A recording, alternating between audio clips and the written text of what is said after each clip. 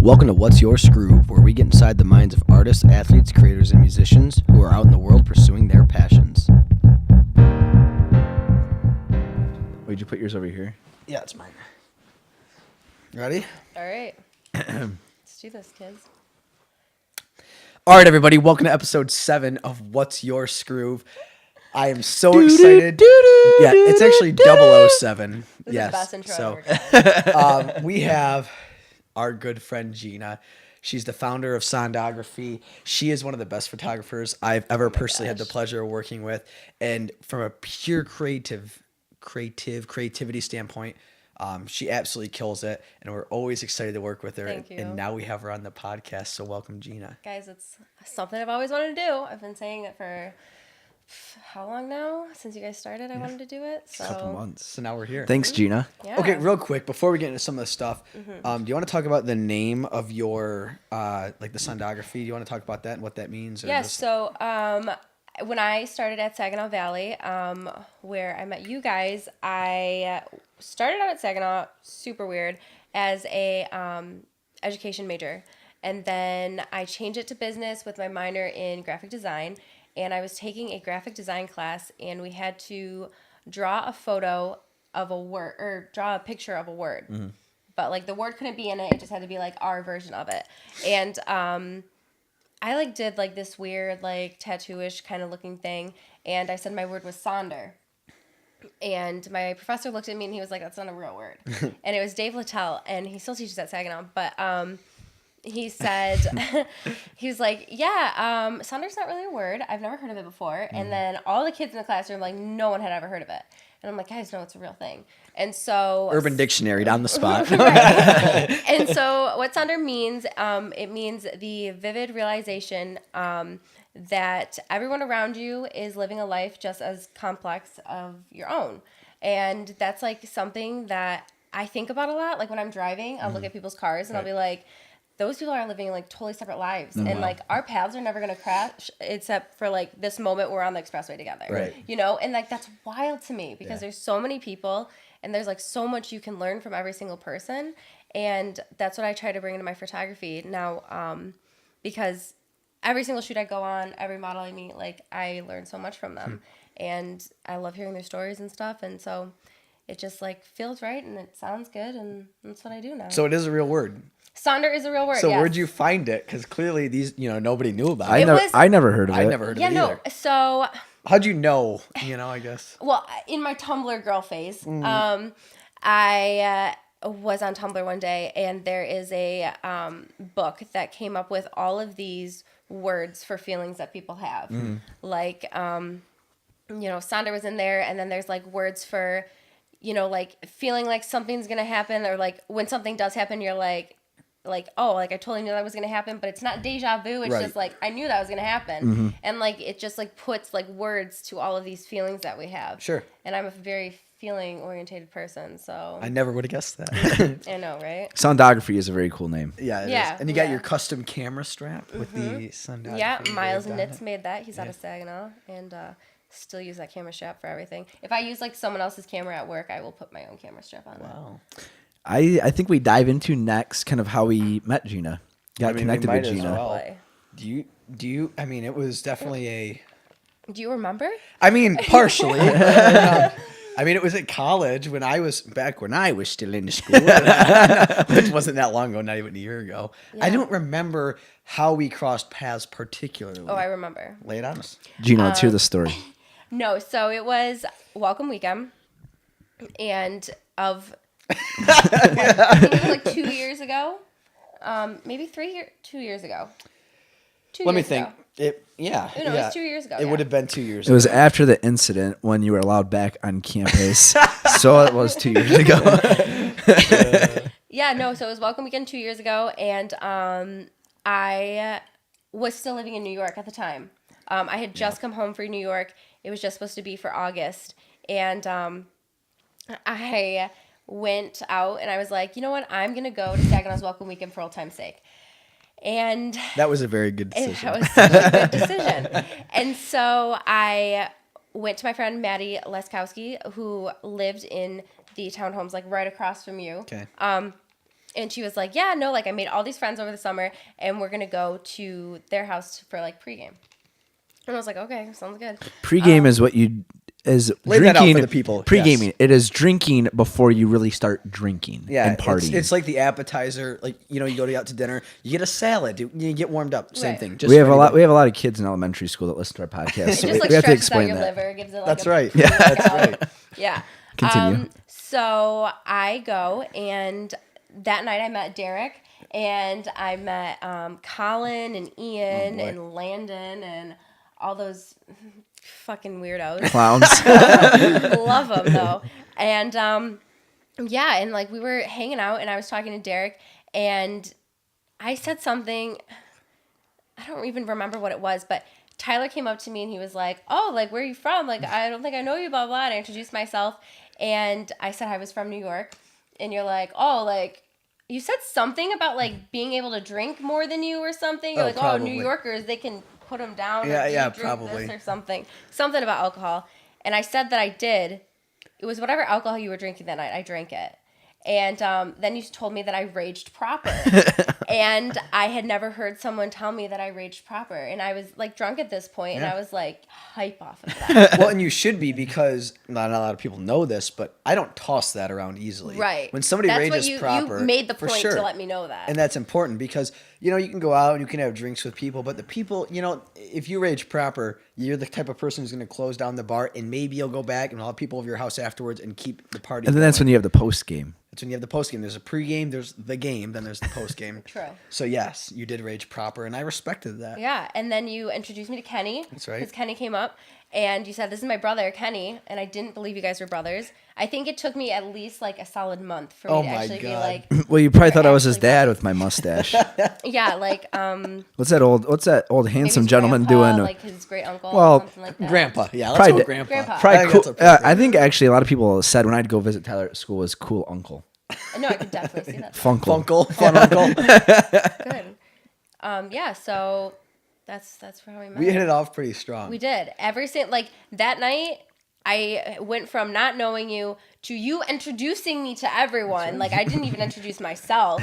And it was, "This is Gina. She rages proper." That's right. And that, I got so much respect from that. That's like, right. I made so many That friends is that a night. badge of honor. that is No, a it badge is. of honor. Everyone thought it was the coolest. And it's strange because welcome weekend is such a unique time at college because you meet so many people that you don't know so absolutely. fast.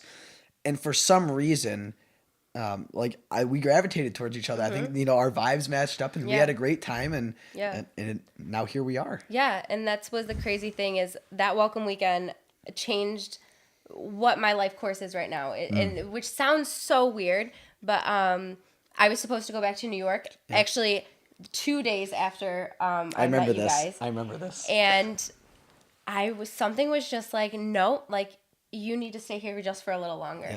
And I'm like not a huge person, like I'm not a very religious person. I am a spiritual person, and I do like believe and trust my gut a lot, and that's a super important thing for me. And I was like, you know what, like this is your time to just like figure things out. So I ended up staying. We ended up becoming super close, Yep. obviously, and it went from like 0 to 100 with us. It was so weird. It was a good time. But yeah, you meet people for reasons, I think. And definitely that was 100% agree with that. Agree. Yeah. Let's dive into your experience with New York, kind of how you got out there, Yeah. and like what that journey was like. I think that story might do people a lot of good because, you talk to so many like peers and you ask them what would you like to do, and like, they want to move somewhere and they want to do big things. And the thing I always say, do it. You know me, I'm like encourage, go after your dreams. And the first thing people say is, and it bothers me because you just got to figure it out, but it's, I don't know where to start. Okay. And I think I've heard your story and I respect the hell out of it. And I think maybe it would pay dividends for some people. So if you want to talk about that. Yeah. So my story actually starts like, how much time we got? Hey, we got all the time in the world. No. We got a full bottle of whiskey here, That's true. so we're good. No, it starts way before New York. It starts in high school, actually. In high school, I went from having a lot of friends to having no friends. Girls are mean. People can be cruel, whatever. I now have like I'm just now getting comfortable like with women and like trusting again and stuff. And like I always have been creative. Since I was little, I was always creative. My mom has like pictures of me, and I have like my little art set, and I'm sitting by like our patio window, and I'm like drawing. And so I always have been like a creative type. And when I got into high school, I kind of sat there and I was like, I've never taken an art class. And that was so weird because like I distinguished myself as a creative, and like all of us here, I think, say like I'm a creative type. Yeah. And I just had never done it. And I've had so many good mentors throughout my life. And my mentors through that time of my life were my friends. And that's just how it was. And I was okay with it. And I was a musician all through high school. I played tuba. I was also a tuba player. Oh, nice. Nice. No, so I was a musician first, and then I had an English teacher, Mrs. Droop, and she saw my photography one night on Facebook because someone shared it or something. And it was just like, at that time we're like point and shoot cameras kind of thing. She messaged me and she was like, I run a yearbook. I think you know that, but I want you to be in the class, and I'm going to just like put you through. You're just going to come right into our photography position. Like you don't have to take journalism first, whatever. And I was like, bet. All right. And so I started doing yearbook, got super into it. It was my saving grace through high school. I went through like a lot that year, my senior year, and it definitely, photography was the thing that I kept coming back to, and it made me feel comfortable, and the relationships I got from it were just so great. So then when I was leaving high school and I went to Saginaw, I decided to keep doing my photography. Yeah. Wasn't sure what I was going to major in. I said education, then business, graphic design, this and that. And then it was my, sophomore year. I started doing body painting. That's a whole nother topic. We will dive into that We'll because touch that's on really that cool. later. But I started doing really unique photos with that. And I got to the point where I was like, this is something that I don't want to leave behind. Yeah. It's not something, because at that point, my final decision for a major was business. And I was like, when I get my degree, I'm like looking at my future and the jobs I could get, and I don't see my art being a huge part in that. Right. I see me being very administrative type and stuff. And I am that way. Like I am kind of a bossy person. Like you guys saw me in my shoot today. Like I'm kind of a bitch. You know what you want. But you just command the shoot and it gets the job done. But I think models need that. They There's need no direction. him-hawing about it. It's 100%. Yeah. Continue. And so I was like, I don't want to leave this art part behind. And I was going through like a very internal conflict. Yeah. And I'm like very honest with myself. Like maybe not with other people. Like I don't like tell them exactly what I'm thinking, but with myself, like I know myself very well. And I think that's a huge thing for people, is like really get to know yourself. You're a very self-aware person. Yeah. Which Yeah. is one of the biggest key. traits. And it's hard to find that in people. Like I Yes. don't think people take enough time to really reflect and know who they truly are and what they truly want. Yeah. And That's came up a few times on our podcast. Right. So, yeah. Right. It's powerful. It is. And we've talked about this before. Is like there are certain types of people in this world, and the ones that live, in my opinion, like the most life, like shove the most life into their life, are the people that really get to know what they want. Yes. And, life is not a straight path. Like No. there's so many twists and turns, and people try to simplify it and say like, I need to like go in this certain direction because this is what my parents did, or this is what they want me to do. And it's like, it's not that way. No one's life is the same. There's not a cookie cutter lifestyle. Yep. And so, do you want to say something? I was just gonna say, that's where becoming self-aware really comes into play. Is you have to follow your gut and just know what you truly want out of life. Absolutely. And not live someone else's life and do what truly makes you happy. Yeah. And that's where I was at. And I was sitting in the Saginaw Valley library one night, and it was a Tuesday. And I still remember this. It was a Tuesday. It was snowing outside, and it was like 9:30 at night. Are you a sophomore? Is that what you said? I was a sophomore, yeah. And I was sitting there, and I was like, I'm not happy. I was studying for finals, and I was like, this is not my best life. And I've been promising myself ever since high school. In high school, I had like a lot of depression, like I said, and stuff. And I told myself once I got out of that stage was, I'm going to only do what makes me happy and self-fulfillment and stuff. And so I sat there and I was like, what happened? Like, where did your wires get crossed and stuff? And I was scrolling through Instagram and I saw this girl's Instagram page. Instagram, I don't know if they still do it, but they would do like a shout out to like a certain Feature, account, yeah. right?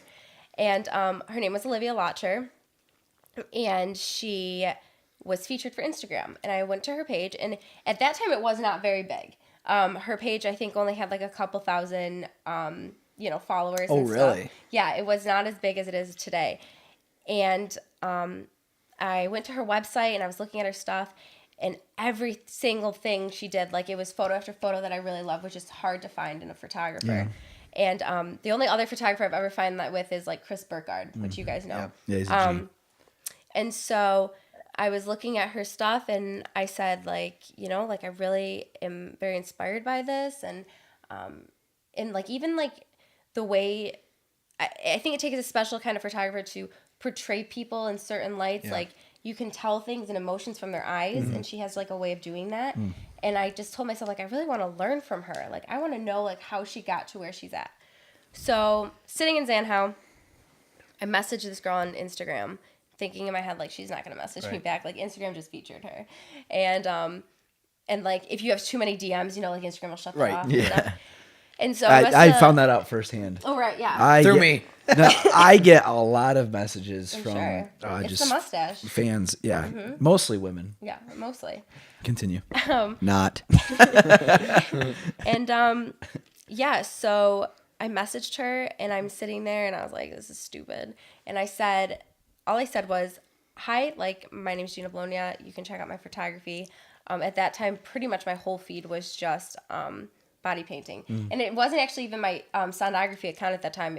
Sondography hadn't even come about. What was your name before? Just your name? Yeah, it was just Gina Bologna, I think. And that account's, I think, deleted now. But, yeah, Sondography wasn't a thing. And I was, I messaged her and I said, like, I want to know, like, where you studied. I want to know, like, how you got to where you're at. Like, it's super inspirational because, like, you are building yourself, like, an empire here with your art. How long was that message? It was long. I like, pretty sure I, like, exceeded, like, the characters. I had to, like, go back and say, like, type things weird, like, maybe not use 2 O's and 2 and stuff. Apostrophe. Bunch of numbers. Right. And she messaged me back 5 minutes later, like, so quick. And I was like, is there a time difference in you? Yeah. What is that? And so she messaged me back and she said, hi, I just checked out your stuff. At this time I was drawing too, and I still draw, but my drawing was like very prevalent on my Instagram. And she explained to me, like, her brother does ink design, like how I like to do, and how she is a photographer in the city and she really likes my work. She thinks I have a lot of potential.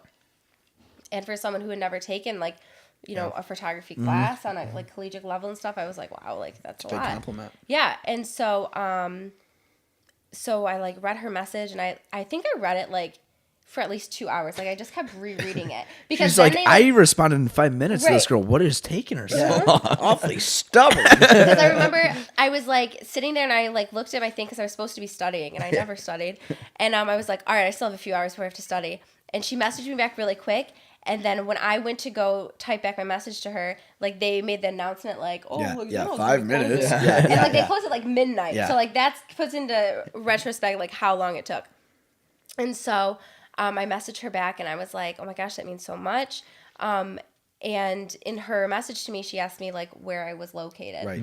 And where I was going to school, if I was going to school, and if I was ever interested in coming to Manhattan and interning with her.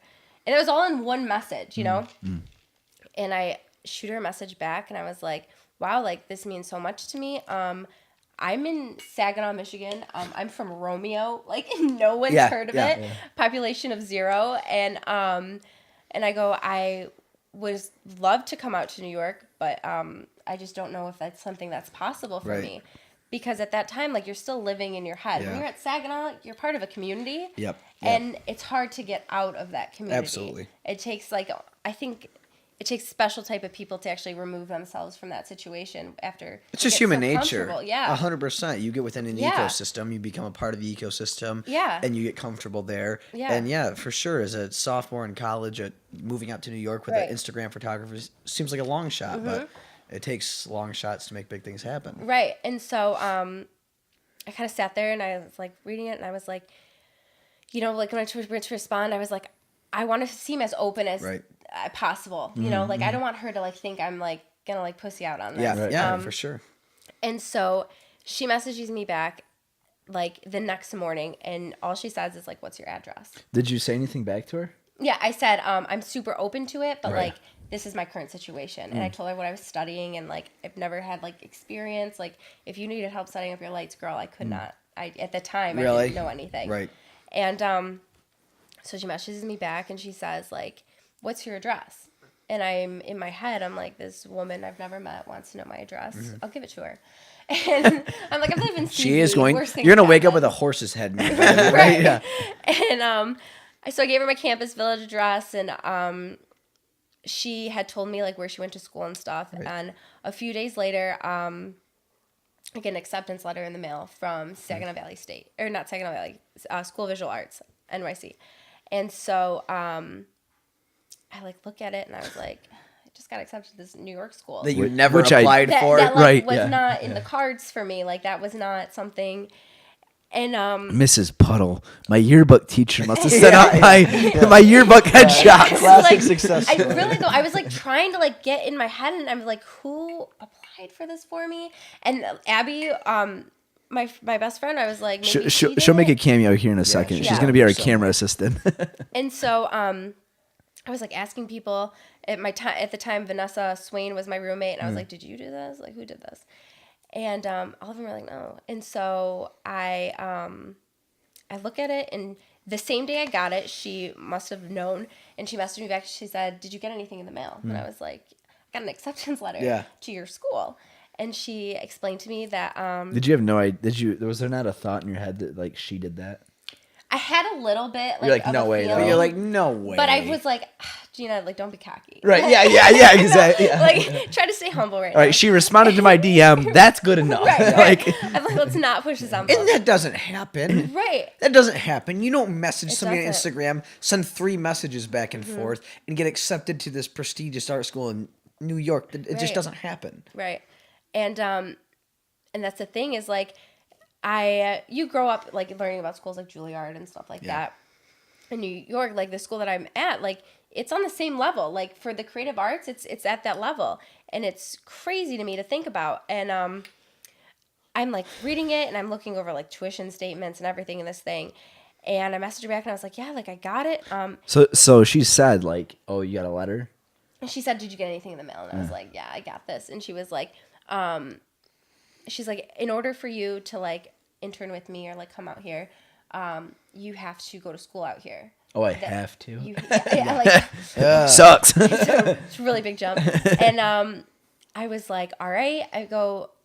Me and my parents talk about everything. I'm sure you guys are similar. Like we talk everything through. Like you do not make a life decision without sitting down with John Bologna and Rebecca at breakfast and like talking to them about it. So that day I left SAG and I drove straight home to Romeo. And I said, Mom, Dad, like tomorrow morning, can we get breakfast together?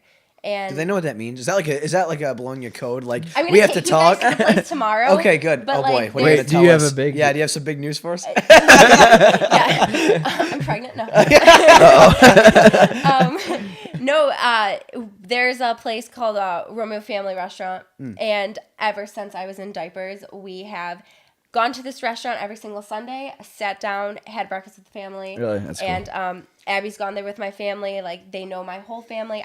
I went to England with the daughter of the people who own it. Like, That's cool. it's just like a small time Cool. feel kind of thing. All the waitresses know you, stuff like that. And so I make them go out to breakfast with me. And we all sit down and I explain to them the situation. Sure. And they already knew like I was unhappy at SAG, and they saw like my But not photography. this unhappy, Gina. And like my parents at the time were they're very traditional, they're Italian, and my sister, finished her college in 4 years, graduated from Grand Valley, and like went on with her life from that. And that's what they've always wanted for me. They want, because they want my life to be easy and comfortable. Well, that's as they should. Right. Like that's a good way to set yourself up for a Right. standardized success. For Exactly. Sure. Yeah. And so I think that's like always been their biggest fear is like I'm going to go through all this stuff and not be happy at the end of it. And so I explained to them the situation, and I told them all about it, and I told them about Olivia and showed all their stuff, and they said, all right, like if you want to go, that's fine, you can go. Like we want you. And that my parents have always said, like our number one prerogative is that you guys are happy. Right. That's it, and that's amazing. Like that's amazing. It's You great. don't find It's that great very support. often. No. Yep, that's rare. And so I've always, like, I was sitting there and in my head before I told them because I was so nervous, and I had already like started telling my mom beforehand, but like my dad's like, he's like the breadwinner. Well, that was smart. That was smart of you. Take them to a public place. Oh yeah, no, If they were- that was all in the plan. If they were gonna try Yes. anything, I was they like, couldn't And they're do it. Italian. Right. We're They can't Italian. yell. They can't yell We know here. where that's they like. cannot do it there. So, Right. and especially where a lot of people know you. right, no cement shoes or anything Yep. like that. Right. And Clever. so, I like already like kind of briefed my mom on the situation, and she was like, "You need to talk to your dad. Like, we're not talking about this. You need to talk to your dad." So tell my dad, and he looked at me and he said like, "I've never seen you like so like inspired by something before. That's good. Like I'm gonna say yes to this." And he started crying because he's this Italian guy who cries at everything. Yeah. And so he's sitting there crying, and like the waitress comes up and she's like, "Do you guys need anything?" And we're like, "No, we're good." And a few months later, I left SAG. It was my last semester, and went on a few trips and stuff before I left. But I left, and I moved out, and I moved to New York with a backpack. That was it. No. Yeah, I just brought a backpack, and I lived at my college dorm. Like they have like dorms with the really like sky rises, and moved in there. And I remember there wasn't any. I didn't bring any like sheets for my bed. Right. How old were you? I was 19. Yep. And here I am. I'm not even old enough to drink. Yeah. I moved out to a city. But wait, never mind. I was trying to figure out how you pregame that one time. No, she was Right, drinking yeah, that was seltzer afterwards. water. Oh, That was right, afterwards. yeah. I was just making sure. Yeah. That you weren't drinking before you were 21. Okay, go ahead. And so, I remember sitting there and I was like, I have no idea. Like, my parents didn't fly out there with me either. I went by myself, and I had no idea. We come from Michigan. Yeah. How do you use a subway? Yeah. How do you like hail a cab? Yeah. And How all do this- you? Well, the thing is that I've learned is like the light has to be on Okay. on the top of the cab. Means they're vacant. Right. And so I didn't know that at the time. And I was just like standing there, and I'm like, what the fuck? They're not like stopping They're me. ignoring you. Yeah. Right. And I no. was like, what am I doing wrong? And then a guy was just like, they don't have their light on. And I was like, knew- hello. Check. I knew that. So all you soon-to-be New Yorkers, write that Right. down. So what do you do? Just flail your arms kind of crazy like? Yeah, or now what? I just kind of like flip them off. Yeah. Kind of stop. And Oh, then you're a local. I'm sure they respect that. Mets and Jets, right? You know what I mean? Yeah, so I moved out there, and I was offered 2 positions. So I was offered to either be a personal intern or I could go and work at Vogue. I chose Vogue, and I was there for, now it's like 2 years, and now I'm just like, it's crazy. Like, I think back to it, and it's crazy how I got there. Super serendipitous, you might say. No, it is. It is the definition of serendipity. And Gina, did you know before we were Skroove, we were serendipity? I did know that. I'm just making sure. I've gone super far back into. Oh boy, Good. your I guys' certainly life. hope. That's why we love. That's why we love you. Don't dig too deep, Too please. far. Yeah. Maybe Stay on the up- viewers shouldn't. Yes. I was vetted for this. Yeah, I can that's do right. it. Restart those cameras real quick, Ty. But continue. Abby's So- second. Yeah, our assistant Abby. I guess we're not paying her enough. No, it's just kidding. We didn't holler at her. We said we'd holler at her. It's all right, Abby. We got it. She's We lost track of time. We were too in depth into Gina's story. All right, we good. We're good. We're good. All right, so you're in New York, I'm in New hailing a York. cab. I would like to take a couple steps back real quick. When did you like officially start doing photography? Was it like a yearbook, or were you younger, like mess around with parents' cameras? And how did you know how to take like cool, professional, have your own flair on photos? Because you never took a photography class, Right. So like, when did those two things come about? Are you just a good natural photographer, or what? I got my first camera. My grandma gave it to me. It was gold. I still remember like it was just like a point and shoot. I'm pretty sure it was still film. And no matter what, every time you took a picture, Mickey Mouse was in the lens. Really though, like that was like the kind of shit that it was. And I remember she gave it to me for Christmas when I was like 6 or something. Oh wow. And never touched it. It sat in my drawer. And then I started like touching it a little bit, and I was like, I'm too like grown up for this camera. Like, this is such a child. And how old are you? 10? Yeah. 4 years like, later. You know, like 10 and a half. Yeah, 10 and a half. I'll be 11 next month. Come on. And so they got me in 8th grade. Your parents? Yeah. My parents got me a Fujifilm. Oh man. Cool pics. Yeah, cool pics. Yeah, I had one of those. No, Nikon. Nikon has cool pics. That's what I Fujifilm, had. whatever it was. I had But it slid Yes, open. yep. You know? Is that something you asked for? Like you wanted? No. I went on Best Buy online, and I'm pretty sure we probably had dial-up internet still, and I like picked out which one I wanted. So it was digital, right? Yeah, it was digital at this point, but like, you know, like the memory cards are like big and like I had the Nikon one. Okay, yeah. The what's it called? You the just said Nikon it. Cool Pics. Cool that Pics, was my yep. that was the one after. And so my Fujifilm was white with pink polka dots on it. Way cooler than the little kid's gold. Yeah. I think it had like 12 megapixels. And then when I was in 10th grade in high school, my parents got me my Nikon Cool Pics. And that was the coolest thing. So what were you taking photos of then? Of my friends, that was something like I always felt comfortable doing, is like asking people to model for me, even like when I was that young. I remember taking people just like around Romeo and just like taking photos of them, and now I look back at them and I'm like, oh my god. Like, So were you like always had the camera on you, or you set out like, hey, let's go to the park and go get some photos? no, I always had it on me. I would go to school and my mom would say like, Gina, like, be careful because like that camera's in your backpack and like something's gonna happen to it, and we're not getting another if that happens. Typical mom line. Right, that is. exactly. We've all heard that. And so I was like, oh, and so then I was like, well, no, I can't put it in my backpack because like I feel like. So I'll keep it around my neck. Right? No, really though, and I feel like my water bottle used to always spill in my backpack like once a week. Like it was just something that would always happen to me. Couldn't get a like, new water bottle. Hell.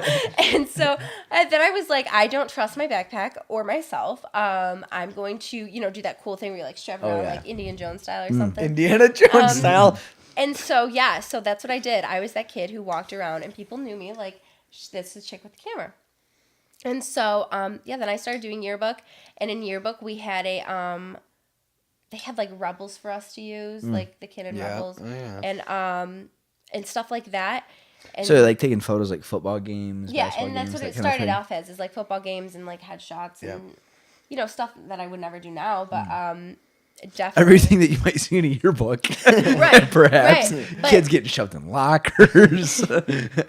and like that was the thing, is like they had lenses for us to use. That was the huge thing, because like your Nikon is not a DSLR. DSLR frame. Yeah. And so like then I started playing around with like the lenses, and then I got like super into it. I became like photo editor my senior year, and at that point I was taking less photos and more just like having fun, like telling people what to do. Right. And so I think my senior year I didn't really shoot that much, but yeah, it was You were the just, boss. right? And then I got another camera after that. It was a Canon. No, it was a Nikon again, but it was like kind of like equivalent to like the Rebel for Nikon. I forgot what it was called. Okay. Like, But it was a DSLR then. yeah, it was a DSLR. And What made you switch? Because you're Canon now. well, yeah, and then Thank God. that's the thing, is like when I went and bought my Mark, I was like, no, I'm gonna go to Canon. You jumped all the way to the Mark. Mm-hmm. Oh wow, good for you. Like when? My sophomore year in college. So before New York. So before New York. Because that's a great camera. It was when I first started body painting. That's that was the first, like, my mark is like the first pictures of body painting that I ever really? took on it. Yeah. So, I mean, so you kind of just have like a natural talent for it because the Olivia girl, right? Yeah. She was like, these are great photos. And you Right. never had a photography class. Right. Just self-taught and just like, this is what looks good to me and I'm gonna shoot this. And like that's the thing with me is I'm very like creative, and I when I get into something, it's either like I get into it and it sticks out for the long run, or it's like becomes like me getting into wood burning, which I tried to do once, and I Very bought like phase. yeah, and I like bought all the supplies for wood burning, and I was like, nah, this ain't for me. But photography has always been like a constant, and when you're passionate about something, you don't mind putting the time into it, you know? So I would like YouTube how to edit things. And that was a huge thing is YouTube just, it's a gift. That's how we learned to Anything. We Yeah. photograph anything. and Photo, video, Yeah. screen print, anything. Yep. Yeah. But even then, even like my sophomore year of college, in my early body painting stuff, I was still shooting on auto. I didn't shoot manual. Oh, really? Yeah, that was like the crazy thing. That is wild. Yeah, is I never shot on manual until I moved to New York. were you editing them? No. I was editing them. At this time, there was software, because Photoshop and everything. My dad had bought me Photoshop, and I had installed it on my computer. It was before Creative Cloud. Thank God for Creative Cloud. I know, Let's just throw that out there. Yes, for Thank sure. you, Adobe. And I had a downloaded version of Photoshop on my thing, but from someone who doesn't have experience with it, like it goes over your head. Oh, yeah. my God. And you're like, It's a lot to take in. and then I'm thinking like I'm shitty at photography because I don't know how to Right. use Photoshop. Like no, and so I had a thing called pick stitch or pick. I don't remember. Pick Stitch, I think I don't that's remember what it was. No, Photoscape. It wasn't. Pick Stitch was a thing. It's an app, I back in think. the day. Yeah, I think Yeah. it puts them in a bunch of squares. Yeah. But Photoscape was what the software I had on my computer was, and that's what I was editing on at the time. What? So it's just like easier than Photoshop? or Yeah, it what? was like a dumbed down version of Like a Lightroom more, It was maybe? a dumbed down version of like Windows Photo Edit. Oh, really? Like it was like It was real in janky. between Photoshop and Windows Paint. Yeah. Right, No, no, but really. seriously, that's an important that Simple. the fact that you were shooting in auto, which Shooting for, in auto, shooting in JPEG, didn't know what RAW was. for anybody who understands photography, that's a very entry level way to approach photography. Yeah. Unless you have somebody that explains to you Yeah. this is how you should do it. Absolutely. And the fact that, and this is a compliment for sure, the fact that you were shooting in that, and this just reflects how natural and creative you are. If you're shooting in automatic, in JPEG editing, and this software that nobody's ever heard of, and this photographer from New York says you are good enough to come out, Right. and Yeah. I will. That speaks volumes. I mean, Right. absolute volumes. So Right. kudos. Yeah, no. My website. When you go on my website, the very first like intro photo, it's of a girl that I body painted, and like there's like this. I gotta change it because now I look at it, I'm like gross. But there's like this like little like lens like some like bokeh kind of stuff. Yeah. And that photo, yeah, I edited on Photoscape. It was, and now it's like my website heading, and I get compliments on that photo all Really? the time. They're like, "Oh, like that's Isn't one that- of my favorite photos you've But done." you And I'm everyone like when you're a hardcore creator and have that entrepreneurial spirit, you're your best critic, which put that like devil inside you pushes you forward, Right. and you look back and we look back at stuff we did a year ago. We're like, oh my God, what we're Right. doing. But like in outside looking in, Right. nobody can tell a difference. Right. But like, yeah, that edge. right, definitely. and I'm sure you guys know like some of the stuff that you actually like put all of your time into, like that's not the stuff that sometimes gets recognized. Yeah, Oh, we talk about yeah. that a lot. Yeah. Yeah, You it's- can't. it is You crazy. can't. Some shit just catches. Right. Yeah. Like Right. some of our best 60 seconds are ones that we edit in like 20 minutes. Super Right. low production compared to an value. hour. Right. But for whatever reason, it's funny or people are like, oh, that was cool. It I like resonates. that. Right. And we do other ones that take, hour and a half, 2 hours Like to why edit. do you think that is though? I think because when we try and do something, it's when we script something or put effort into it. I think naturally people enjoy our ridiculousness because I guess Absolutely. we are ridiculous. Yeah. And our goofiness. So when we don't really try, we come across as more goofy, and people enjoy that. And I think there's something that's kind of so raw. Right. And just like Transparent. transparent and just looks natural. Like, you take 2 hours to edit this video and you color grade it and it's like it's cool, but it looks Hollywood a little Right. bit. You know, it's like Right. this video, like the one that we just released the other day of Tyler of us trying to jump the car Oh my gosh, with that's so funny. with the dead The battery. red maybe goes to the black. Yeah, like yeah. literally that was one take. It took 5 minutes to film. Yep. 5 minutes to edit. 5 minutes to basically. edit. We threw a black and white thing on it, and like I watched that like 3 times. I was see, laughing yeah, so that got hard. like a shit ton of views Right. on Instagram and a bunch of likes, and Yeah.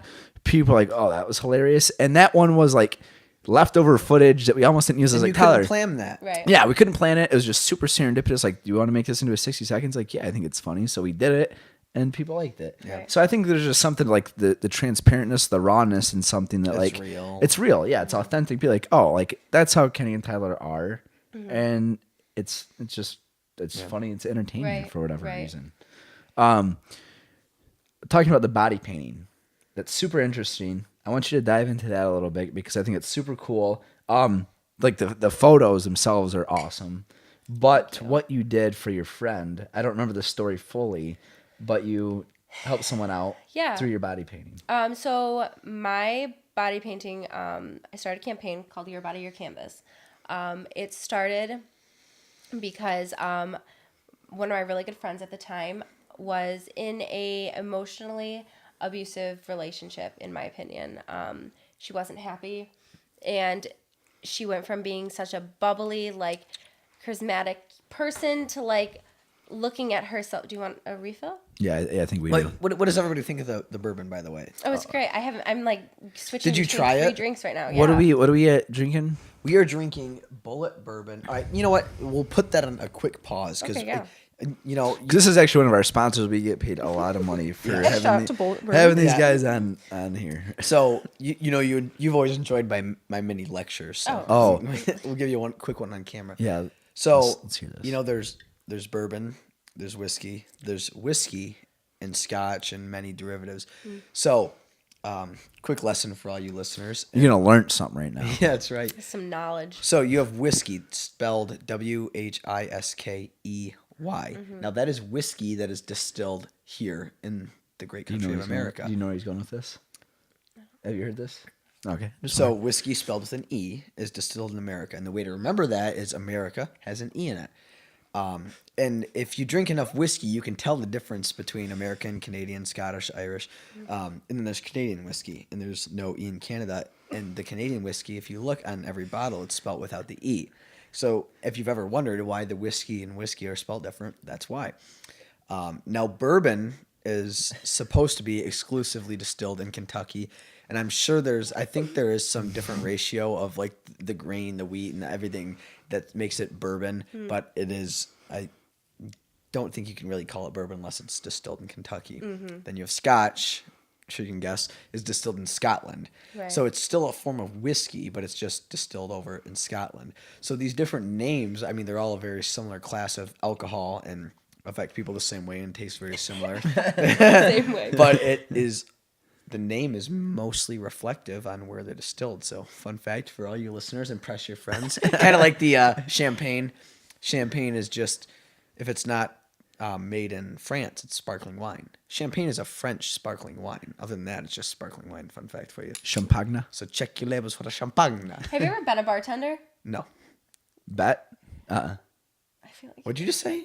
Bet a bartender. No, have I ever been a bartender? Oh, I thought you said bet a bartender like in a bet. No. No. Neither of them. I've never, listen to this guy. No, I've never been a bartender. I have. No, I he think hasn't. maybe Saturday we should get you behind the bar. You should, and I think my birthday is Saturday. Okay, so when This this will air- drops, it's a couple days afterwards, and we might do a weekend recap of that. So That'd yeah, be a this good time. podcast might hold us accountable. We might start doing a podcast with just me and Tyler reflecting on old stories that we've had experiences. So we might do one of Tyler's birthday party if we can talk about it on It's the gonna be a good on party. the On camera. if we can talk about it on the record. Yeah, yeah, we'll have a redacted version, like the CIA X-Files. documents that You you guys, see like, that have have the the black thing, Sharpie. yep, Yeah, yep. we're gonna have this script, and there's gonna be like a big black Right. Sharpie that just goes through and exit The out. beginning of the night, black, black, that's right. black. And black out. Right. It's a pun. Right? And we'll release that version 15 years later, so we are expunged from all federal crimes. I took Law 308. We It's cannot something like be held that. liable after 15 years of Just committing start having any your crime. parties in Canada. That's or right. That's something. right. And there they serve whiskey without the E. There you go. So yeah, no, I've never been. We need to have it on but the open- I've always appreciated whiskey, and there's something about it. It's the one alcohol that I think there's just so many dynamics to, it, and you can just. Are you a Scotch guy at all? I love Scotch. My all-time one of my Scotch. Scotch. I love Scotch. Down that she goes. Cue the Anchorman clip. I love Scotch. The Macallan is one of my all-time favorites, which my brother got me for graduating college last year. So I do love Scotch. Irish. I love. If you want to try, I think it's around $33, a lower price, mid-range whiskey. Jameson makes a cask make whiskey, and they cask it in, I think they were beer stout casks, and it is by far, in my opinion, for the value, one of the smoothest, easy drinking. How much is it? Profile. I think it's like $33, and 33. yeah, I believe it's With 33 or 34. We'll have a glass Saturday. Okay. That'll be like our first drink, but yeah, Okay. give that one a shot. I just want to make a little comment. If you guys want to buy like a lot of T-shirts, do that so I can get Tyler a nice glass of whiskey for his birthday. Everybody rush order so you can get me something nice. I'll take some Louis the 13th. There you go. I think it's one of the most expensive. Okay, we have a great whiskey story, but we won't tell it on this podcast. Maybe if we start our story podcast, Yeah, we'll we'll tell have you to- guys. we will have to but tell it. It's about Kenny and I getting treated. They're one of the rarer whiskeys in America. But Yeah. I digress. That's- Oh, I heard this story. that is Yes, for a yeah, later time. It was Pappy Van Winkle. If you've ever seen the Internship at the beginning, when they're on their client meeting, Yeah, the yeah. movie with Vince Vaughn and Owen Wilson, they're like, "Let's get the Pappy, let's Yeah. get the Pappy," and they got dropped. Yeah, classic. I don't think there's like anyone I've ever met that has like as many fucking weird out there stories as you guys. Like I'm a person that has a lot of stories that people are like, oh, that's crazy. But like you guys, it's just like I tell you guys all the time, like it's stories that like are like stories. Like they have a story, like there's a plot. Like someone up there is like narrating this shit for you. We like to have fun, and we do. don't have to look too far to find it. I think Right. we You guys feed off of each other, which is dangerous. it is very We do dangerous. it. You have to Yes. understand. We lived together in college for 2 years. That's true. Well, God, I just feel bad for just anybody we to encounter. go into it for a little bit, I was a junior. Tyler was a freshman, and I said, Tyler, you need to come to SVSU. You don't want to live in the dorms Yeah. because. Weren't you gonna go to CMU? No. So I'll His- let me tell you All what right, happened. wait. Before you do that, pour us a glass of that bourbon, please, Ty. This is brought to you by Bullet Bourbon. I feel like I should be drinking. Yeah, Gina, you have to switch. you have to drink the bourbon. Yeah, so Okay. we got some Heinekens going on. We have bourbon, and then in the black cups we have Skroove juice. And we legally cannot tell you what kind of alcohol is in that because in the U.S. it is outlawed. So I got it. I'm not even on my mic yet. So I have to say, Mexican tapeworm. one of Gina might have to be. I think she's considered probably our most gracious podcast host yet. So we came out and we did a photo shoot earlier. We had the honor of spectating her while she works. Work her magic. Seriously, because you can learn a lot from. Because I we're saw not. you guys work some magic tonight, though. Hey, you know what? We learned from Some the best. finessing. That's Some right. finessing was going down. So we got to observe her in her natural habitat, killing the game, and it's always a blast. So first off, Gina asks us what kind of beer we want, and she told She us did. basically they call them the NASCAR beers, like Bud Busch. Pick a good beer. So we picked Heineken. No one is allowed to drink shit beer in my Yeah. house. So That's she just wrong. asks us That was before generous. we come on, what beer do we want? Gets the beer for us. We show up to the shoot, have a good time, get a 60 seconds, and then I talked to Gina We had about Cheddar Blasted Goldfish there. Cheddar Blasted Goldfish. I talked to Gina about how I don't normally shoot the flash because I just don't have a lot of experience with it. Naturally, Gina being Gina goes, all right, come here, we're going to take care of it right now. Walks me through how to shoot it, teaches me how to use it. Well, how else are you gonna learn? You know what? You're right. You're a doll, Gina. I was waiting for the right lesson, and I got it. And then this is just a textbook Gina move. She unscrews it from camera. Here. I'm like, what do you mean? She's like, come on, just take it. She goes, I got another flash. I'm like, well, and you can't say no to Gina, obviously.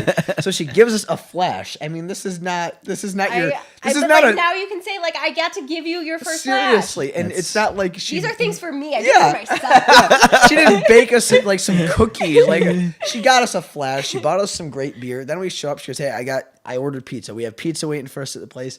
We show up. There's booze. There's pizza. There's a camera flash for us, and now we're sitting. I mean, here. what more can you ask for? So anyway, shout out to Gina being a very gracious Gina. Gotta guest. take care of my boys. Guest. So back to how we're taking a lot of twists and turns, but it's good. That's all right. So Saginaw. I'm a senior in high school, and Kenny had called me on my lunch break. I don't think I've heard this story. No? And when you're in high school, especially, I don't know if it's less tolerated now or more. I'm sorry, more tolerated, like cell phones. But like when I was still, it was. Oh, yeah. This isn't when they were really getting hot, Yeah. and they're like, "Oh, no texting, no cell phones, blah blah blah, whatever." So Put it I in the knew if bin. Kenny called me, it was important. Right. But he knew my lunch, so he knew to call me on my lunch. So I answered. Then I ran the school store at the 18 time. months apart, right? 18 months Okay. apart. And I ran the school store at the time, so I didn't actually. I was always like around the store, so I could answer my phone and stuff. Hey, what's up? Which I knew because I would never interrupt your education. Yeah, right. Yeah, I got some stories about that. So Kenny calls me. Yeah, what's up? I had a college tour. This is probably where you get the Central thing. When you go tour different colleges and Absolutely. do that. I had one scheduled, I think, for Central in like 2 weeks because my cousin went there and he was like active on campus and said, just come check it out, see if you like it. So I had one scheduled, and then he called me, goes, hey, you got that Central tour? He goes, don't go to that. He's like, dude, just come to Saginaw and live with me. And we've always been really close. This is before the business had started. So were you guys like as close as you guys are now at this time? we've always been. I mean, this we were. close. Yeah, I think living together in now college we're closer, probably but mended like that. Okay. growing up, we were always close. And had you visited him at Saginaw yet? Oh, we have a story about you visiting me Halloween weekend. Yeah, That might be in the redacted files. I had to come pick. Kids Yeah. don't do this at home. Yeah, no.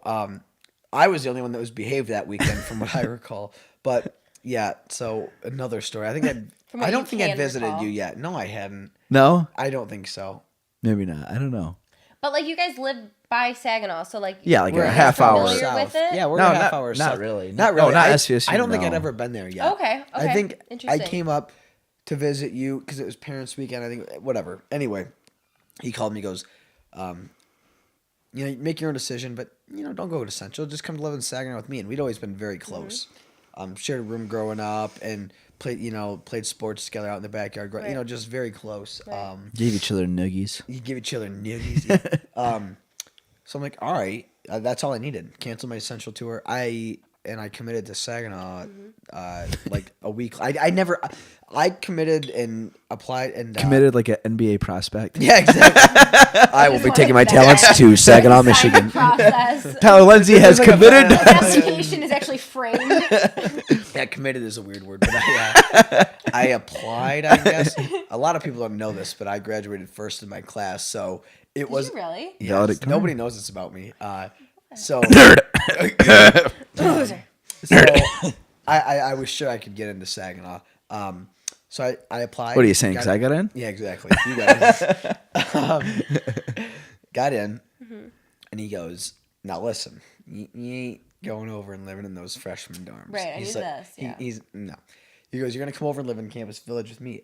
Me. Okay. I didn't know what that meant. I thought Right. it was probably off. So I go over and sign my lease, and boy, oh boy, did I not know what I was getting into. And No one can be prepared for Campus Village. No, It's like Campus Village just has to like it is like prepare you. It's a good time. it is a good time, and Saginaw, whether it's good or bad, it's kind of like a glorified high school. Everybody seems to know everybody. It is. But it is very.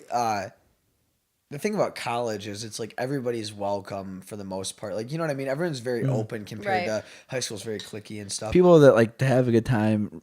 If No, you wanna like have a all good the people time, that have a good time. Yeah. So anyway, that's how I wound up at Saginaw Valley State University. I don't know how we got started there, but That's fine. yeah, that's how I came to Saginaw. And that's you're happy with that decision? Is the best decision I ever made. Not necessarily for SVSU itself, but The experience. I would. The people. I would never want to spend. I would have went if he was at Northwood. I would have went to Northwood. Right. I mean, you have to understand. Those first 2 years that we lived together was his sophomore or junior, senior year, my freshman, sophomore. We developed our business in those first 2 years. I Yeah. mean, those were instrumental in finding They ourselves. shaped your and future for sure. 150%. So yeah, I would not have had it any other way. Some of the best. I mean, Right. everything's different, but some of the best memories I have by far were with the people there and with Right. the adventures we went on. And it was so interesting. Running a business, being in college, having fun. Balancing all that. It was a good time. And it was just such a great time. Yeah. So yeah, I recommend anybody just go for anything you want because you can do a lot more than you think you can. Yeah, and Saginaw's a different atmosphere. It Like is. I've been It's to very other unique. college campuses. I've switched colleges, and like it's a different experience. Like nothing compares to it. Like MSU, CMU, all of those. It's just like everyone. I mean, when we walk into a party, I will never forget when I came home from New York. I came home for like that weekend or something. But like it was like after like I don't even remember. It was like after I went to New York, like it was after I knew you guys already. I'd been gone for a while or something, or I was visiting. But I came up there for a weekend, totally unexpected. I was upstairs in my friend's room and I heard Tyler yelling. He was downstairs and I heard him yelling. Oh, it's for graduation. Yeah. And I heard him yelling and I was like, I hear Tyler Lindsay yelling. And it's 1 a.m. I am in my pajamas, don't have any makeup on, laying in bed, and I was like, fuck it, I'm going downstairs. That's right. And like I texted him and I was like, I'm coming downstairs. And like he didn't look at his phone or anything yet. And I walk in to Jesse Peters' house. Oh my God. And literally it's like the warmest Yep. welcome. Like you've never been gone. Yep. Everyone's coming up Yep. to you. I get introduced to you guys' parents. Yep. Jesse's parents. I mean, it doesn't happen anywhere else. No, like I feel like if you go to bigger universities, it's very like a lot of times maybe it's like this is like who do you know here? You know what I mean? Kind of like Well, it's Saginaw- just so big. Like it's clicky because Right. we had people that went to bigger schools that And we friends we'd go visited. visit. Yeah. But yeah, SVSU. I mean, it's small, but it is like a glorified high school. Especially the people that live in Campus Village that are all just Right. like hanging out, It is partying, a very good energy. having a good time. Yes. It is a good energy. It's fun. Yep. It's homey. It is. It's homey. Yep. And even the years that once I was graduated and I'd come back as the fun uncle, Tyler's friends would even they would welcome me. Well, they knew we were always good for a good time, I think. Before we get back into Gina's body painting, hey Abby, can you restart the cameras? This is Abby is our assistant. I'd get up, but I don't want to. I don't want to shake up my drink. She looks better doing it. Yeah, she does. She'll be in our 60 seconds. That was like 4 days ago. All right. Yeah, just hit the red button again. There you go. Oh, you're doing great, Abby. Yep, that You were in one. the cigar bar 60 seconds. Yes, you were. Oh So yeah, they've yeah. already been introduced. Yeah, it was like episode like 575. I want to say. 575 days straight. Can you believe that? Yeah, that's you're good. You're good. You're good. Thanks, Thanks, Abby. Is our timer still rolling on there? Yeah, we're at 1 bar of battery, so we just got to keep that. Okay. We have more batteries. Keep an eye on that, but we're good.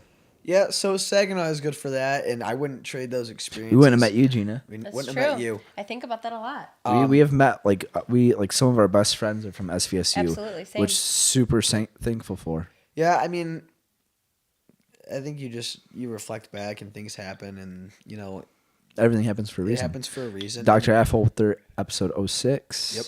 Was from SVSU. Yes, he was. He was One of our great mentors. Yeah, I mean, just an absolute, just provided so much guidance in the most effective way. He would never give you too much. He'd just give you enough to run with. He would never give you all the answers, even if he had That's them. something I wanted to talk to you guys about like who's been your mentors? Dr. Joe Affolter, our episode 006. Our he parents. he was instrumental, and he knew entrepreneurship. He'd started a ton of businesses, and he would never just give us all these answers. He'd just give us a little bit, watch us run with it, keep us on the straight and narrow. He's like our Yoda. Yeah, he is literally like our Yoda. Like, not joking around, he is like a Yoda because He's so the advice and wisdom he infinitely has. wise. And you leave a meeting with him, and you'd be like, He like doesn't What? tell you what to do. He No. like kind of gives you the question Right. to the answer Right. of the question you're asking. You know, like Right. see what I'm saying? One of the best mentors we've had. Obviously, our parents are the best mentors we've ever had. Always supportive of our dreams. I mean, just raising us and like our relationship obviously is Yeah. stemmed from how the way our parents raised Yeah. us. So And always supported our ventures, always believed in us, always was our first customer. Any way they could support us, they did. So and still do. and still do. Yep, and they're a great time. And as we get older, our relationship just gets stronger with Right, them. It's absolutely. not like we're adults now. No, like now. Like they've come out to our birthdays, but like Right. when we get our party buses and they'll drive Right. by the party bus, Right. bring crackers and cheese. Right. so Yeah, everybody's they- not Right. throwing True up. story. So our mentor, Tom Sesti, after Joe Affolter left SVSU, he helped kind of consult for entrepreneurship, interested students, and just the guy provided. He knew how to direct our energy really well. He knew what direction we wanted to go, and gave just excellent business advice. That it's the sort of consulting if you'd pay a lot of money for Right. if it wasn't a mentor position. And there's kind of a joke within the business world, like mentors are, it's like a circle of life kind of, but yeah, it's free business consulting that would otherwise be Right. very expensive. But Right. And a couple of high school coaches, Coach Thompson, Coach our Thompson, basketball coach, was like the DECA president or the yep, founder of yep, DECA, whatever Okay, you want yes, to say. Deco, Yep. okay. And So like he ran that. he's like probably one of the reasons that we got into business and why I was even interested in business in college. He was the basketball coach, and we played basketball. Right. And so naturally, he'd be like, "Hey, basketball players, join DECA." And he's young, very young, relatable coach. So Right, sure, we'll join absolutely. DECA, and that's where our business interests stem from. Coach Hentz, Tim Hentz, Our football coach. football coach, strength and conditioning coach. And both those guys, it's so funny to this day. We still talk. Yeah. I Text them and just I joke probably wild, text right? both Joke of them around at with least them. every week. We Yeah. And they text. both support what we do with Yeah. Skroove They too, which do. is so They- cool. Yep, they support our businesses, and I. Just so we don't spend a ton of time on mentors, I'm sure there's people we're leaving out, but to anybody who's been there along the way and supported us, we truly appreciate it. But off the cuff, those are some And I want instrumental to players. dive into like not as much as like mentors, but a little bit of inspiration. So like within our family, our dad's uncle, he started VG's, the grocery store Yeah, business. yeah. And it was so cool. And you kind of really take it for granted, but Yeah. that he created VG's Very a successful grocery store yeah. chain, and like that's somebody that you're related to Right. that has had that amount of success in We admired him growing entrepreneurship. up Right. very much. And it's so as a cool. young And kid. we would go and sit and talk with him and his kids and ask them business questions, and they've given us advice Right. on Yep. like do this, do that, Right. and whatever. So it's super cool to kind of have that. Like obviously, like you dream and you have inspiration, but like something like that close to you, it's like oh, like this Makes is it real. obtainable and this real. is yeah. Absolutely. And we bootstrapped our company. And for those that don't know what that means, is use your own money. You don't take investments, loans, Right. which is usually the first approach when you start a business. We both had open house money, and we dumped into an account, and we're like, "This is what we got. Let's make it work." Right. And I think that makes us value what we do a lot more. Yeah, I you mean, if know? you're failing on your own dollar, it's different than, you failing are off on a- your own ass Yeah. for sure. And we've learned how to stretch it out. And you learn the value of Right. money very, very quickly. Right. For sure. So, yeah, I think I leave it to you to bring up the mentors. That's a great question. That is- I'm glad you brought that up. That is a great question. Yeah. Enough of us though. To you, before body painting though, do you have mentors? Oh, yeah. Let's hear it. Give them some love. Who are your mentors? I think like a lot of the times I've found my mentors just because of like like where I've been placed is in the schools and like in college and Yep. stuff. In my life specifically, I know Kim Droop, my high school yearbook teacher. If she wouldn't have, and I told her the day I graduated, if she wouldn't have told me like I want you to come into yearbook, I would have never gotten into photography. And like I think about that all the time because it's like I definitely think like about life courses and stuff like that.